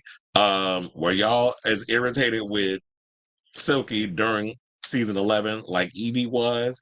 And Yvie also talks about why she was like, yeah, I come from that whole world of like the whole Dragula type of thing, but she knew that she could make, if I go on Drag Race, that I can push through and make that impact, because it'd be easy to just go get lost in the sauce going on a show like Dragula, which celebrates alternative drag. But yeah, it's like, go on Drag Race, which is the biggest platform you could with drag, and show that side of, you know what, I'm trying to bring alternative drag into the mainstream and show that it shouldn't all just be about pageantry and all this stuff. It's just something different that I'm bringing you. And Silky definitely did that. So let me know what you guys think of this story in the comments down below. Okay, now we have a couple of comments. Yes, he was. Wait, hold on. So it said, Yvie is my all-time favorite drag race queen, but she thinks she's in such a higher caliber than the rest of her DR peers because she's alternative and doesn't do beauty pageant drag. Well, yeah, I guess from that standpoint, it's like, maybe I feel like it was a defense mechanism because a lot of the girls that come from that whole beauty pageant style of dragged her and was talking about your drag is invalid and you're not really giving what needs to be given. Now I can understand if you was kind of like giving like messy drag and it wasn't really up to par, but Yvie's drag was up to par. She was just giving a different side of of what people are used to in drag, that pageantry, the gowns and the beads and the nicely and neatly kept wigs and all the other stuff. So yes, Max Connor was go-go dancing at Asian gay clubs and yeah, he and I became well acquainted back when he worked at the Web. It says Silky came into the show too confident and it got annoying. You just wanted to see her fail. Yeah. But she definitely it was like if you come across as arrogant but also overly confident, we'll say, but you actually have the talent to back it up, I'm not as mad as someone who comes in overly confident, but the talent is like giving basic and mediocre. I don't have a problem with that. So if you could back it up with your talent, it's like, yeah, talk your shit. That's what I say. Well acquainted in the building. Maybe. Could be not. Who's to say? I got that from The Color Purple. But anyway, let's move on to another drag race story where there's a queen from Drag Race who apparently is revealing that she's coming back for All Stars 10 and she just competed on All Stars 9. So the cast of All Stars 10 is slowly coming together, and I told y'all they're already filming, with speculation rampant as one of the names on the list is currently competing on All Stars 9. We all know what you think. This is Pink News. Shout out to y'all. All Stars 9 hasn't even finished airing yet, but as Australian diva Art Simone once said, that means nothing. So the rumored cast list of All Stars 10 is starting to come together, with filming allegedly have started over the last few weeks. And while there's obviously no official word yet on the queens returning to the workroom, the Nancy Drews of drag have picked up on a few hints along the way. Now, while Canada's Drag Race winner Venus gave fans reason to suspect child, first of all, I heard that story is not true, that Venus isn't there. But I guess that let's entertain it. So Venus, they said, is allegedly on the new season. I heard she's not, but whatever. Now, All Stars, after a few cryptic posts coincided with the cancellation of her DragCon LA appearance, season 14 finalist Bosco also returned to social media after a weeks-long break with pithy Rehab Sucked. Well, I've heard, too, that Bosco was in the upcoming season. But in one of the wildest casting rumors yet, so season 14's Georges, yes, the same Georges who's currently starring on All Stars 9, has teased an immediate return in what will be the first time a queen has ever done back-to-back appearances of the spinoff. Saying, guys, that was a long epic nap, Georges wrote in the post, implying that she'd been AWOL for a while, back in World of Wonder's basement, perhaps. She did also add LMFAOOJK. So it's also possible that she's simply responding to the rumors that she's back on All Stars 10. Her name currently appears on the Reddit list All Stars 10 disappearance / rumor thread #1, but not on the All Stars 10 wiki page. Now, basically, Georges could be pulling our legs, but she also could be the first ever back-to-back All-Star. And RuPaul loves her, so as not like Mother would say no. Well, here's the thing. I have heard rumors. I will say, well, not a rumor. I will say that I've heard for a fact that Georges is on this season. And how I've heard this, and I'm not going to tell you who told me, but a queen from All Stars 9 just did a shoot with a friend of mine. And she told him out of her own mouth that Georges is on the show. So I believe the Georges part. See, that's her tweet, and I want to put it up. George Mosa. I think is how she goes. You know, the girls be out here saying they, and somebody goes, again? Yes, bitch, again. But I told y'all she was going to be on the show. I told y'all this 2 days ago before she put that tweet out there that she was going to be on there. But anyway, there's another post that I saw that was on another Twitter page. And these are the names that I did hear that are on the show as well. Before, I think I mentioned them. I may have left some out when we talked about this the last time. Phoenix is on the show, and I was like, who? Phoenix? I was like, Phoenix, when I thought about was Phoenix as in who used to do Madonna. Well, I don't know if she still does. Phoenix was somebody who did Madonna impersonation back in the day. I heard of Venus back in the day, and she was like the pork chop of her season, who they said is coming back. Deja Sky, I've heard her name. Aja, I did tell y'all that I heard Aja, and Olivia Lux. So those are some of the names that are appearing on there. So it says like, yeah, Phoenix, Irene, Deja, Aja, and Olivia. Georges, as you know, has 4 beautiful benefactress badges on All Stars 9. Following episode 10, having gained 2 after winning the Rusical and being gifted 1 by Chanel in a late season twist. So, you know, we have Canada versus the World's about to drop this month. And then we also have Global Drag Race. Well, I don't know when that's coming. Or if they started filming, if they're not filming. And I already knew that Georges wasn't going to win, Chair. I truly believe in my gut that it's going to be Roxy. Because to me, it fits the narrative. Roxy Andrews is someone who, on her season with Jinx, she wasn't the most favored. She came across as a villain. Very much giving Fifi O'Hara tease. And so, you know, there was a drama and stuff that was going on there. And then after that, she got to have a redemption a bit on All Stars. Fifi tried, but Fifi was showing her true damn colors again. Pretty much trying to get her redemption, but she started getting her whole mean girl type of situation, sabotaging people like Silky. I mean, not Silky. Oh my God, I just said her name when we was talking about what was he talking about? We was talking about the web. It's like I'm forgetting names again. Jiggly Caliente. So I knew it was gonna come to me eventually. And then other girls on the show where she would like try to plant little seeds of self-sabotage. And then we saw the reunion and what transpired with that. So, and then I guess Fifi's quit drag or whatever the case. I would like to see her come back and get a real redemption. But to me, and then also I think with her Roxy on her season, they felt like it was once again, Rolaska Toxis helped her, keeping her on the show and helping her keep, you know, being on there, and that she didn't really, because she should have been eliminated a long time ago.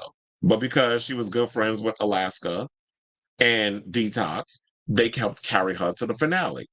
But then, of course, at the end, RuPaul was, oh no, girl, you got to sashay away. Like, you're not making it all the way to the end. We'll get you close enough because it makes for good TV. But as far as like the finale, no, ma'am.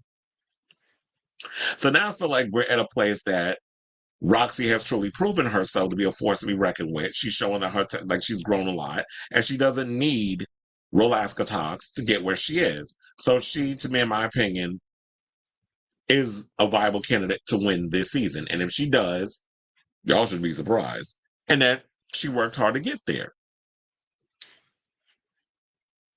So anyway, I'll say all this to say, what do y'all think of this story? Who do y'all think is going to be? Because I know they got the Reddit stories and all the other stuff, and that people have come up with their theories and all this other stuff. But let me know what y'all think of who do you think is going to be on season 10 of All Stars. Are you actually happy with some of the names that's making the rounds? Whatever you think, let me know in the comments down below.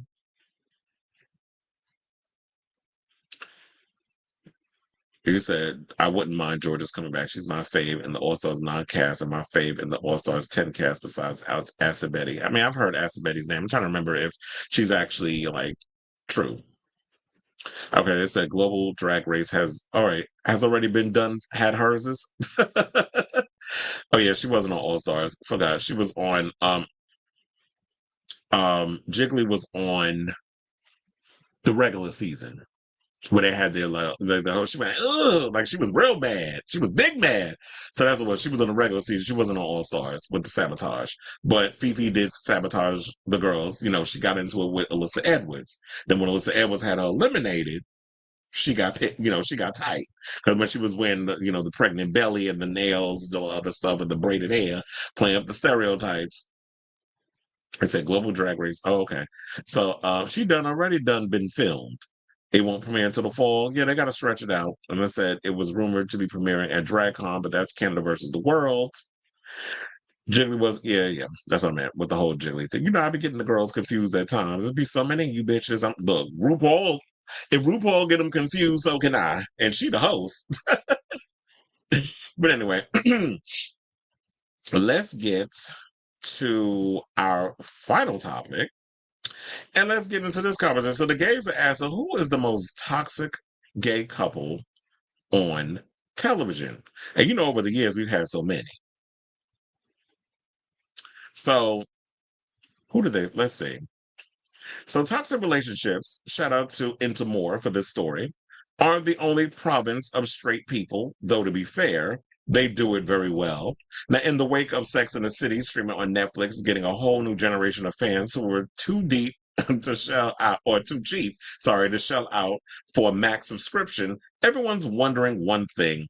Is there a gay couple that can match Carrie and Big's will they, won't they, push and pull freaky ass toxicity? Because we talked about it on this show, how we had a conversation regarding the gays or whatever. I guess what was it? Gen Z was watching Sex and the City. And here's the thing. I have HBO Max, so that's where I've been watching Sex and the City. I'm on season 4 at this point.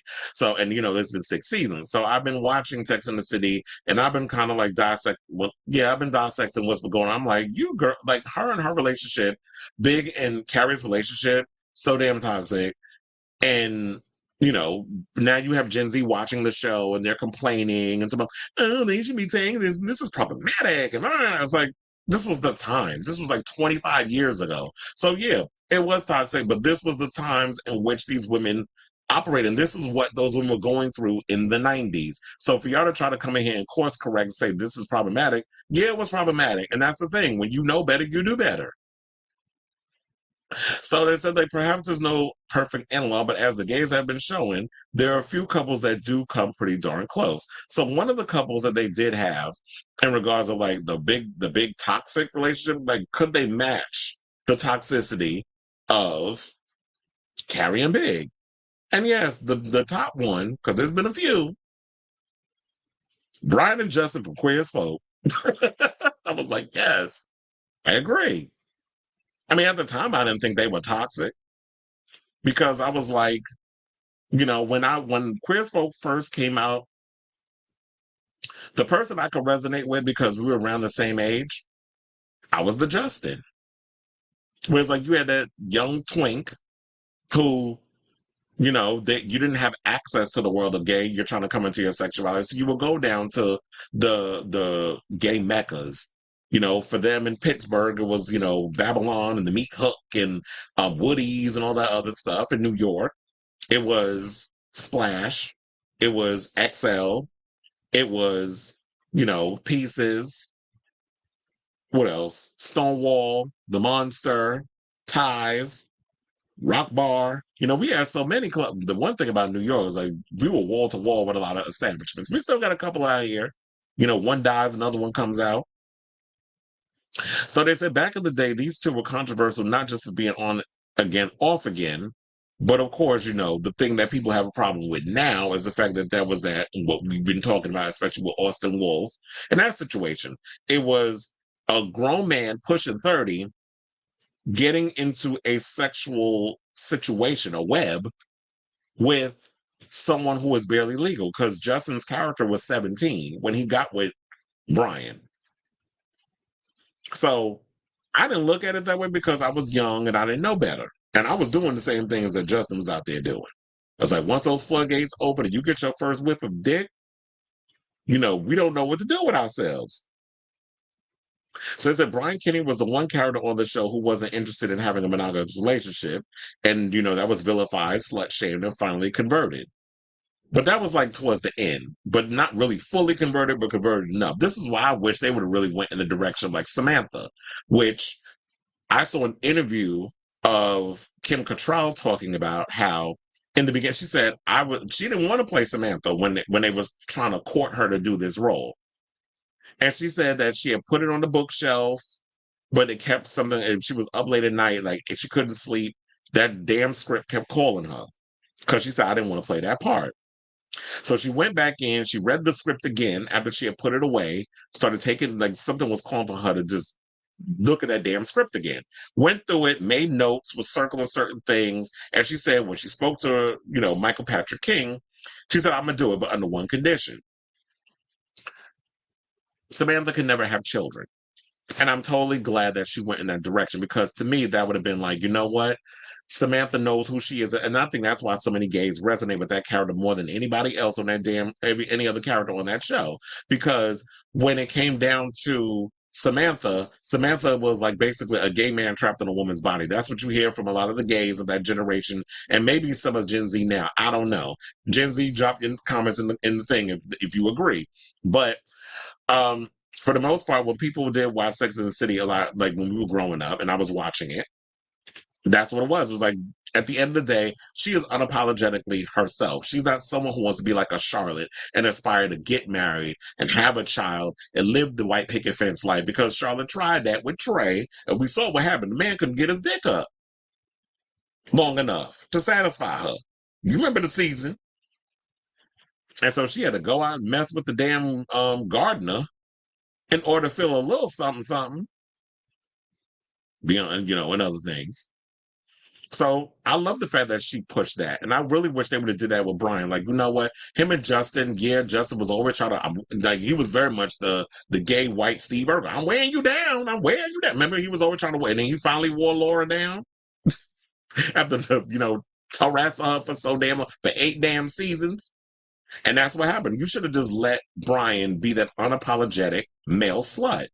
And just be like, you know what? I don't want to be in a relationship, and that's okay. So that's what I was getting to with the whole Samantha thing. It's like, you know what? I like the single life. I like having sex with as many people as I want, unapologetically, because that's someone owning their sexuality without the slut shaming. And I really wish that with Queer as Folk, they would have pushed that. There was another person that they put out too. They said, if y'all watch Shameless, Ian and Mickey. They put viewers through the ringer with their sometimes sweet, often chaotic relationship. Mickey started out as a violent jerk who was Ian's bully. And then they became boyfriends. And Ian loved getting his back blown out by, not Ian. Well, Ian at one point did bother.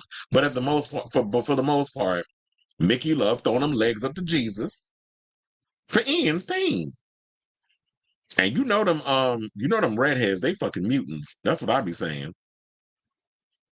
Another couple that they said, and I do need to watch the rest of this season 2, but they said Lestat and Louis. Lestat and Louis, I should say. I was trying to be all fancy with it. They said, look, Louis even moved to Paris. So I feel like there's always been this connection between, of course, Lestat and Louis, because if you read the Vampire Chronicles and stuff, you know how that story goes. And how tumultuous their relationship with. And they said, like, it's fair to say most vampire relationships are pretty messed up, but these two, sexy as they are, have been through some pretty bad trials. They can't keep away from each other and are clearly soulmates, but sometimes soulmates could put each other through the ringer. If they had taken the time to know each other better, one Redditor recently stated, then Lestat could have seen all this coming. He rushed into the relationship and truly trapped Louis, and now both of them are suffering. But child, they vampires. Like, who got time to be sitting out here? I'm gonna take time to get to know you. It's like, Lestat is somebody who's been alive for hundreds of years, who fancied Louis and had to have him.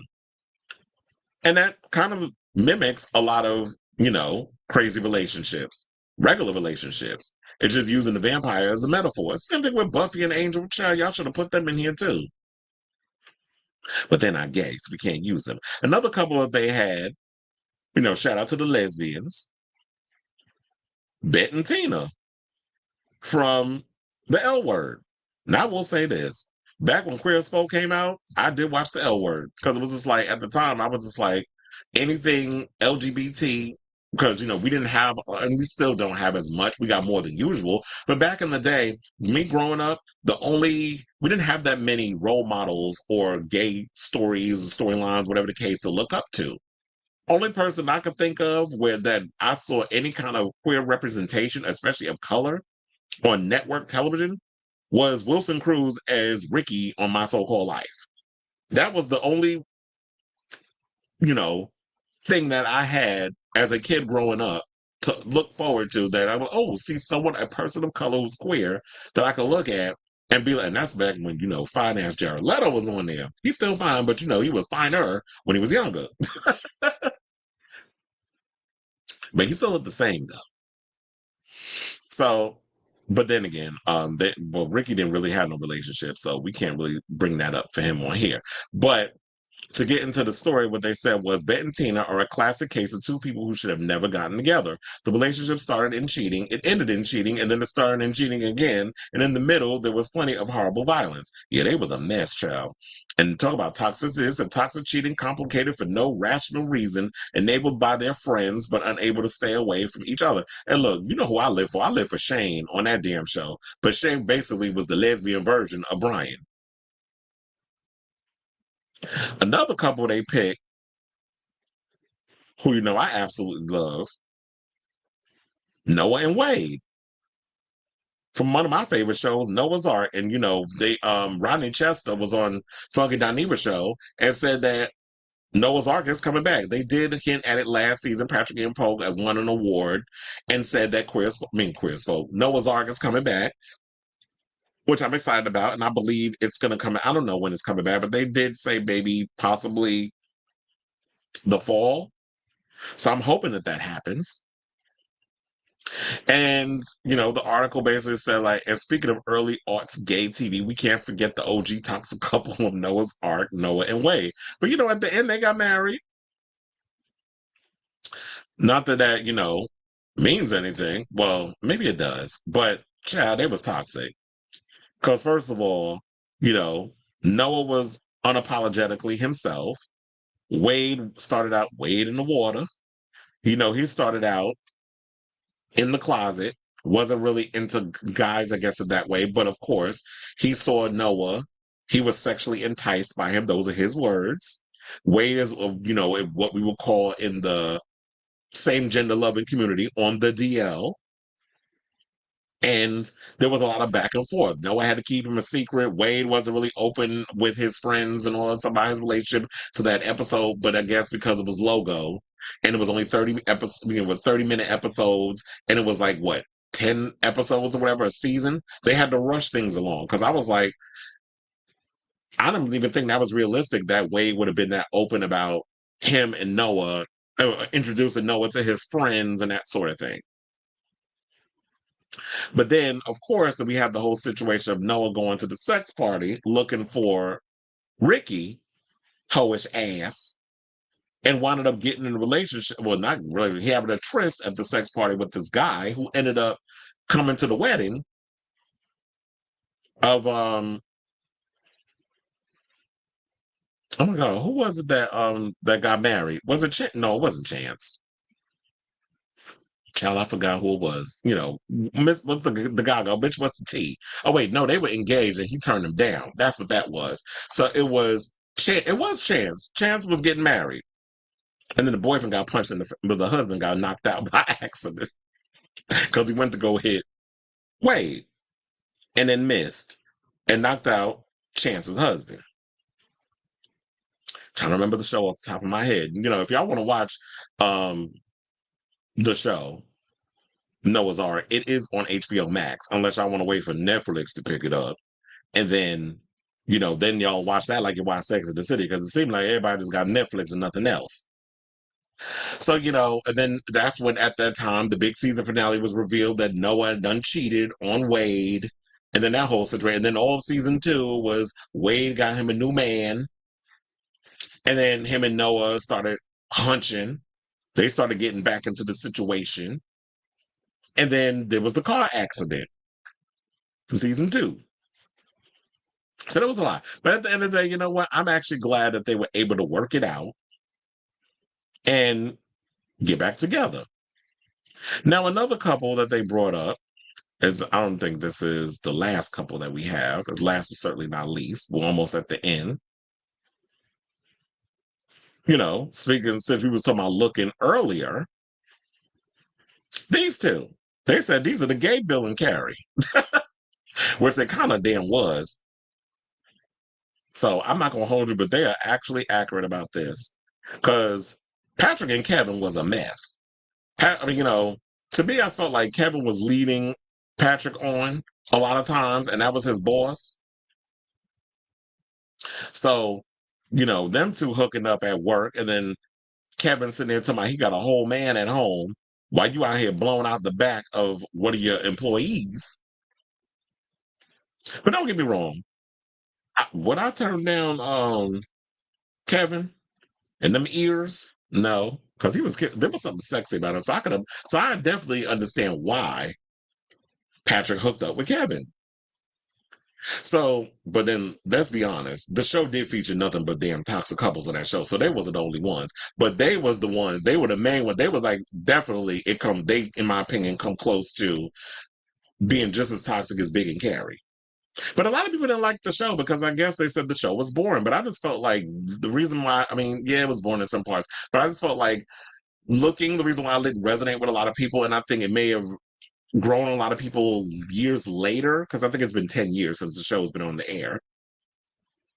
I think it's probably because it was a realistic portrayal, too realistic in my opinion, on what goes on in gay society, gay couples, that sort of thing.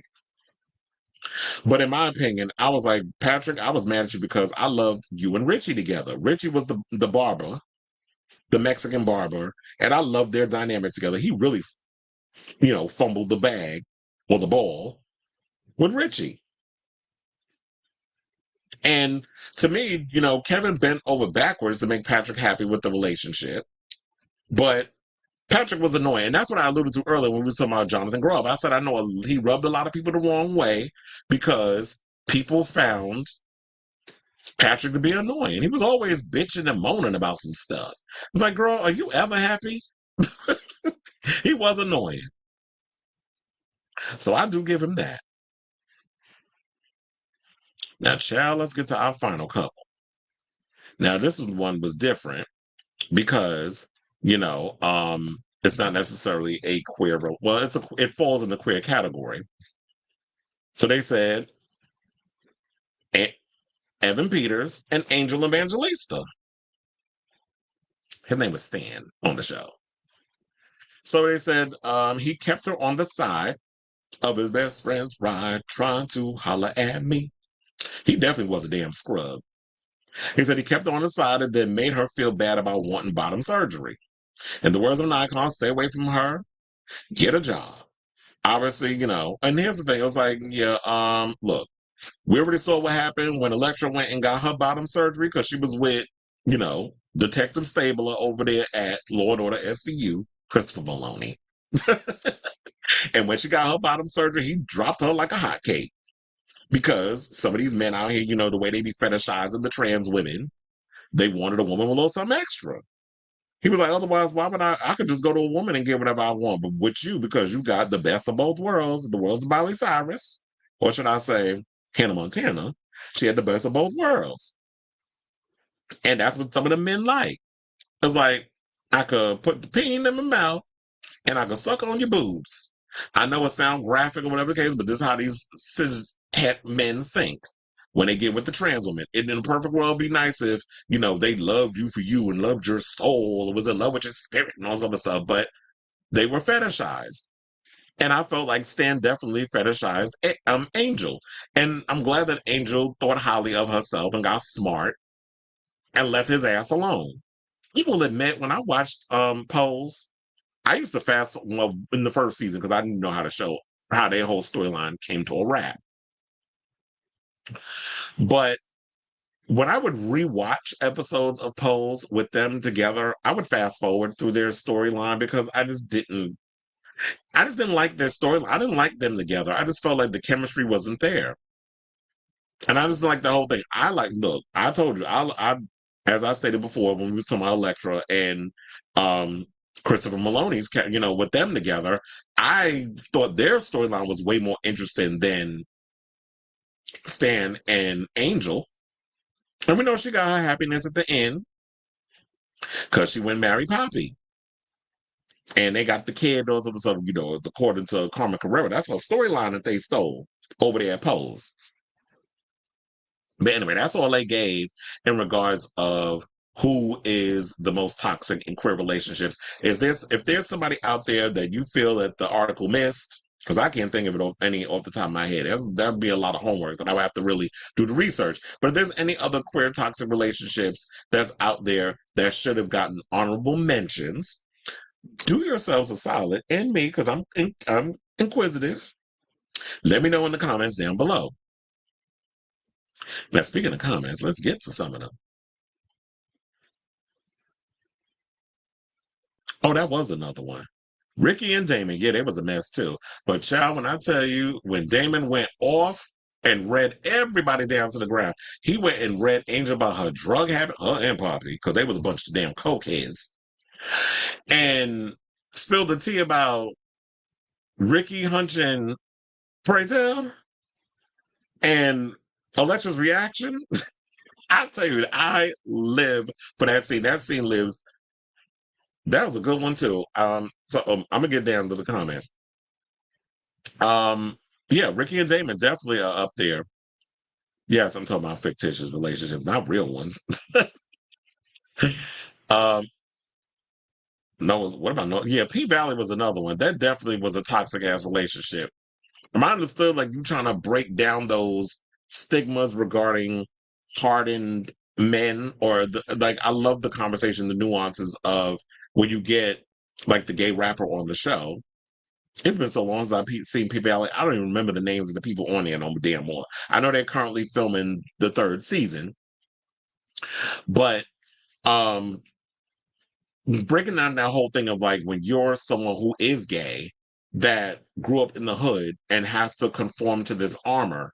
And I've always found that fascinating when you see like on the exterior side, I have to present this armor of hyper-masculinity because it's my protection, it's my shield from the the hardened world that's out there, because this world is unforgiving when it comes to the cards that we've been dealt. So the superhero costume is that whole thug mentality. But deep down inside, when I'm with, someone who is of the same gender, and I'm letting down that guard of you're seeing the vulnerable, more sensitive side, to me, I find that extremely fascinating when it comes to same-sex relationships. So that's what I got from their relationship, even though, yeah, their relationship is toxic as fuck, but that's what I took from it. Me being a deep thinker and all. So Noah's Ark was really ahead of its time. I wasn't even a year old when the show came. How dare you? It's like I was an infant when that damn show came out. But I get it. That's why I know some way I'm like, damn, I'm old on one hand. On the other hand, I'm like, damn, I've been around for, which is a good thing, because it's good when you've been able to live through some of these situations that happen in life. So you could check all those off. I don't thumb my nose at the fact that I embrace getting older. I love being older. Like some people try to throw shade. Oh yeah, you old. Not me, but just they, with the ageist comments and all other stuff. But it's great to have those feelings. Like, I've lived through so many different stages in entertainment where there have been so many pioneered situations. There's some people that I know are young that I'm like, damn, I wish I would have been in that time or whatever. I'm glad I came up in the times of like, when Queer as Folk first aired. I remember exactly where I was. I had just graduated from Barbizon. And I was like, when I couldn't wait to get home to watch that premiere episode of Queer as Folk. Then it was like when I remember, then when Noah's Ark came out, and there's been so many different situations in life of like not just TV, but music and all this other stuff, or things that have happened. And then you see like a lot of historical moments, even in politics and stuff, historical, like gay marriage and stuff, like being around when you see like these different historical moments, you actually can wake up and say, yeah, I lived through that time. And it's like, if you have children, you can look back and tell them these are the things you experienced.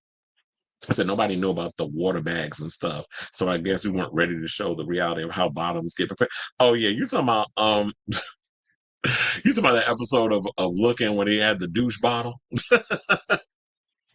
Yeah, they was. I told you that show was very realistic in the way they talked about certain things. I knew it was going to be them once you said not really queer. Hmm. Stan and Angel definitely deserve better, but yeah, I was like, I just didn't particularly care for their storyline that season. So yeah, whenever I rewatch Pose, I always fast forward through their storyline because it was just like, I'm like, I still don't care. Their storyline bored me. No shade, I'm just saying. And said, I really resonate with their story because I've had white DL boys keep me a secret and I was living my Prince Charming fantasy. Yeah, and I said a lot of, excuse me, a lot of kids go through that to this day where it's just like, you know what? There's a lot of closeted boys that want to keep certain things or keep people a secret, and these are the things that unfortunately they have to deal with. And we've all been there. I've been, when I was young, I would hook up with guys that, they want to keep it on the DL. They want to keep it a secret. You're my little secret. Shout out to Escape. And that's the way they want to keep certain things. And it's unfortunate that, people think like that. But it's just like, you know what? Once you become comfortable in your skin, then you become more comfortable who you are and all this other stuff. And then you wouldn't worry about what other people think. But that's just the way society is. Society has gotten better in regards of more people are more open and accepting of same gender loving relationships than ever before. You're always going to have your bigots, but you can't worry about them. You got to continue to live your best life, and hopefully we'll be able to continue to. And this crazy Project 2025 thing won't fucking happen. So that's why we got to fight.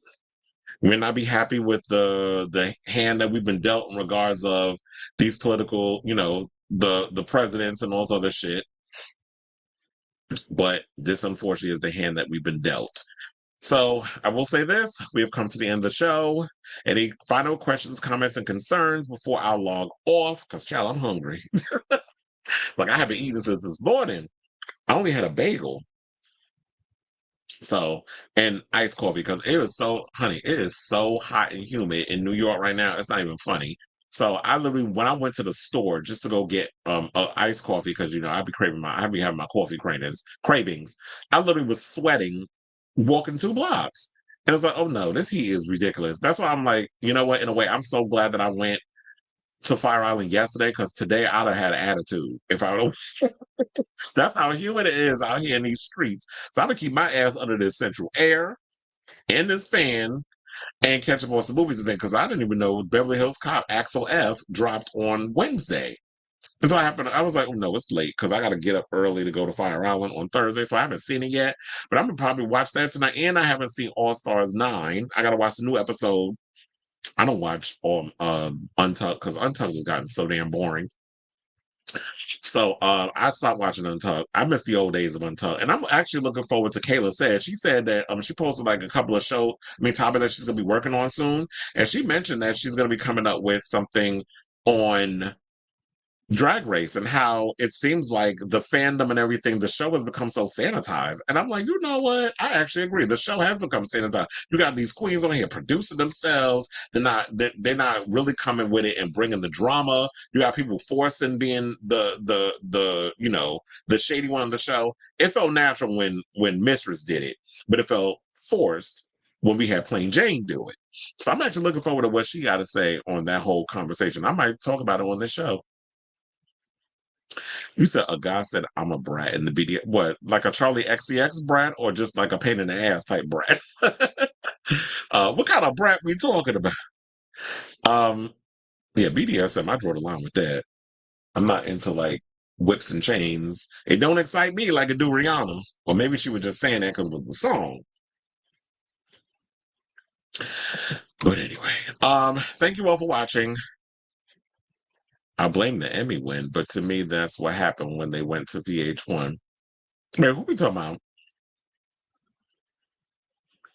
Were you talking about you talking about Drag Race? That has become more sanitized because of them winning all those Emmys, or it could be that because the show has become more. But I feel like when a show becomes too big for its britches and it becomes so down the rabbit hole of the mainstream, once it crosses really over into the whole mainstream situation, yeah, I do notice that they do become. It does become safe and it becomes boring and it becomes all this. I was like, yeah, but people watch for the drama. That's why I said, like, I feel like it's time we get. There needs to be other shows that show different sides of drag and not just RuPaul's Drag Race. I know we have Dragula and we have Can't Wanna Kiki, but Can't Wanna Kiki is like, I think we're out TV. Dragula is on Shudder. But sometimes when I watch Dragula, it do feel like they be forcing the drama too. I feel like they focus way too much on drama and not enough on the challenges. And I do feel like y'all need to get a better editor over there on Dragula, because I feel like sometimes Dragula, y'all just be. I feel like the edit button needs to be brought into place with that, because I'm like, okay, we got it. I'm this damn fighting with y'all is going on a little too long, and then the music be louder than them. So hopefully it'll be a lot tighter when they bring it up, because I did hear that they are changing the premiere date of Dracula, that they're going to air it, I believe, next month, or maybe early September. No, yeah, it would have to be next month in August, like late August, so that way they can have the finale air on Halloween, which in my opinion is smart to do it that way. To have it air on Halloween, so that way when you have your winner, you could throw like a big Dracula ball or whatever the case was and have it on Halloween, have all the people come into that party.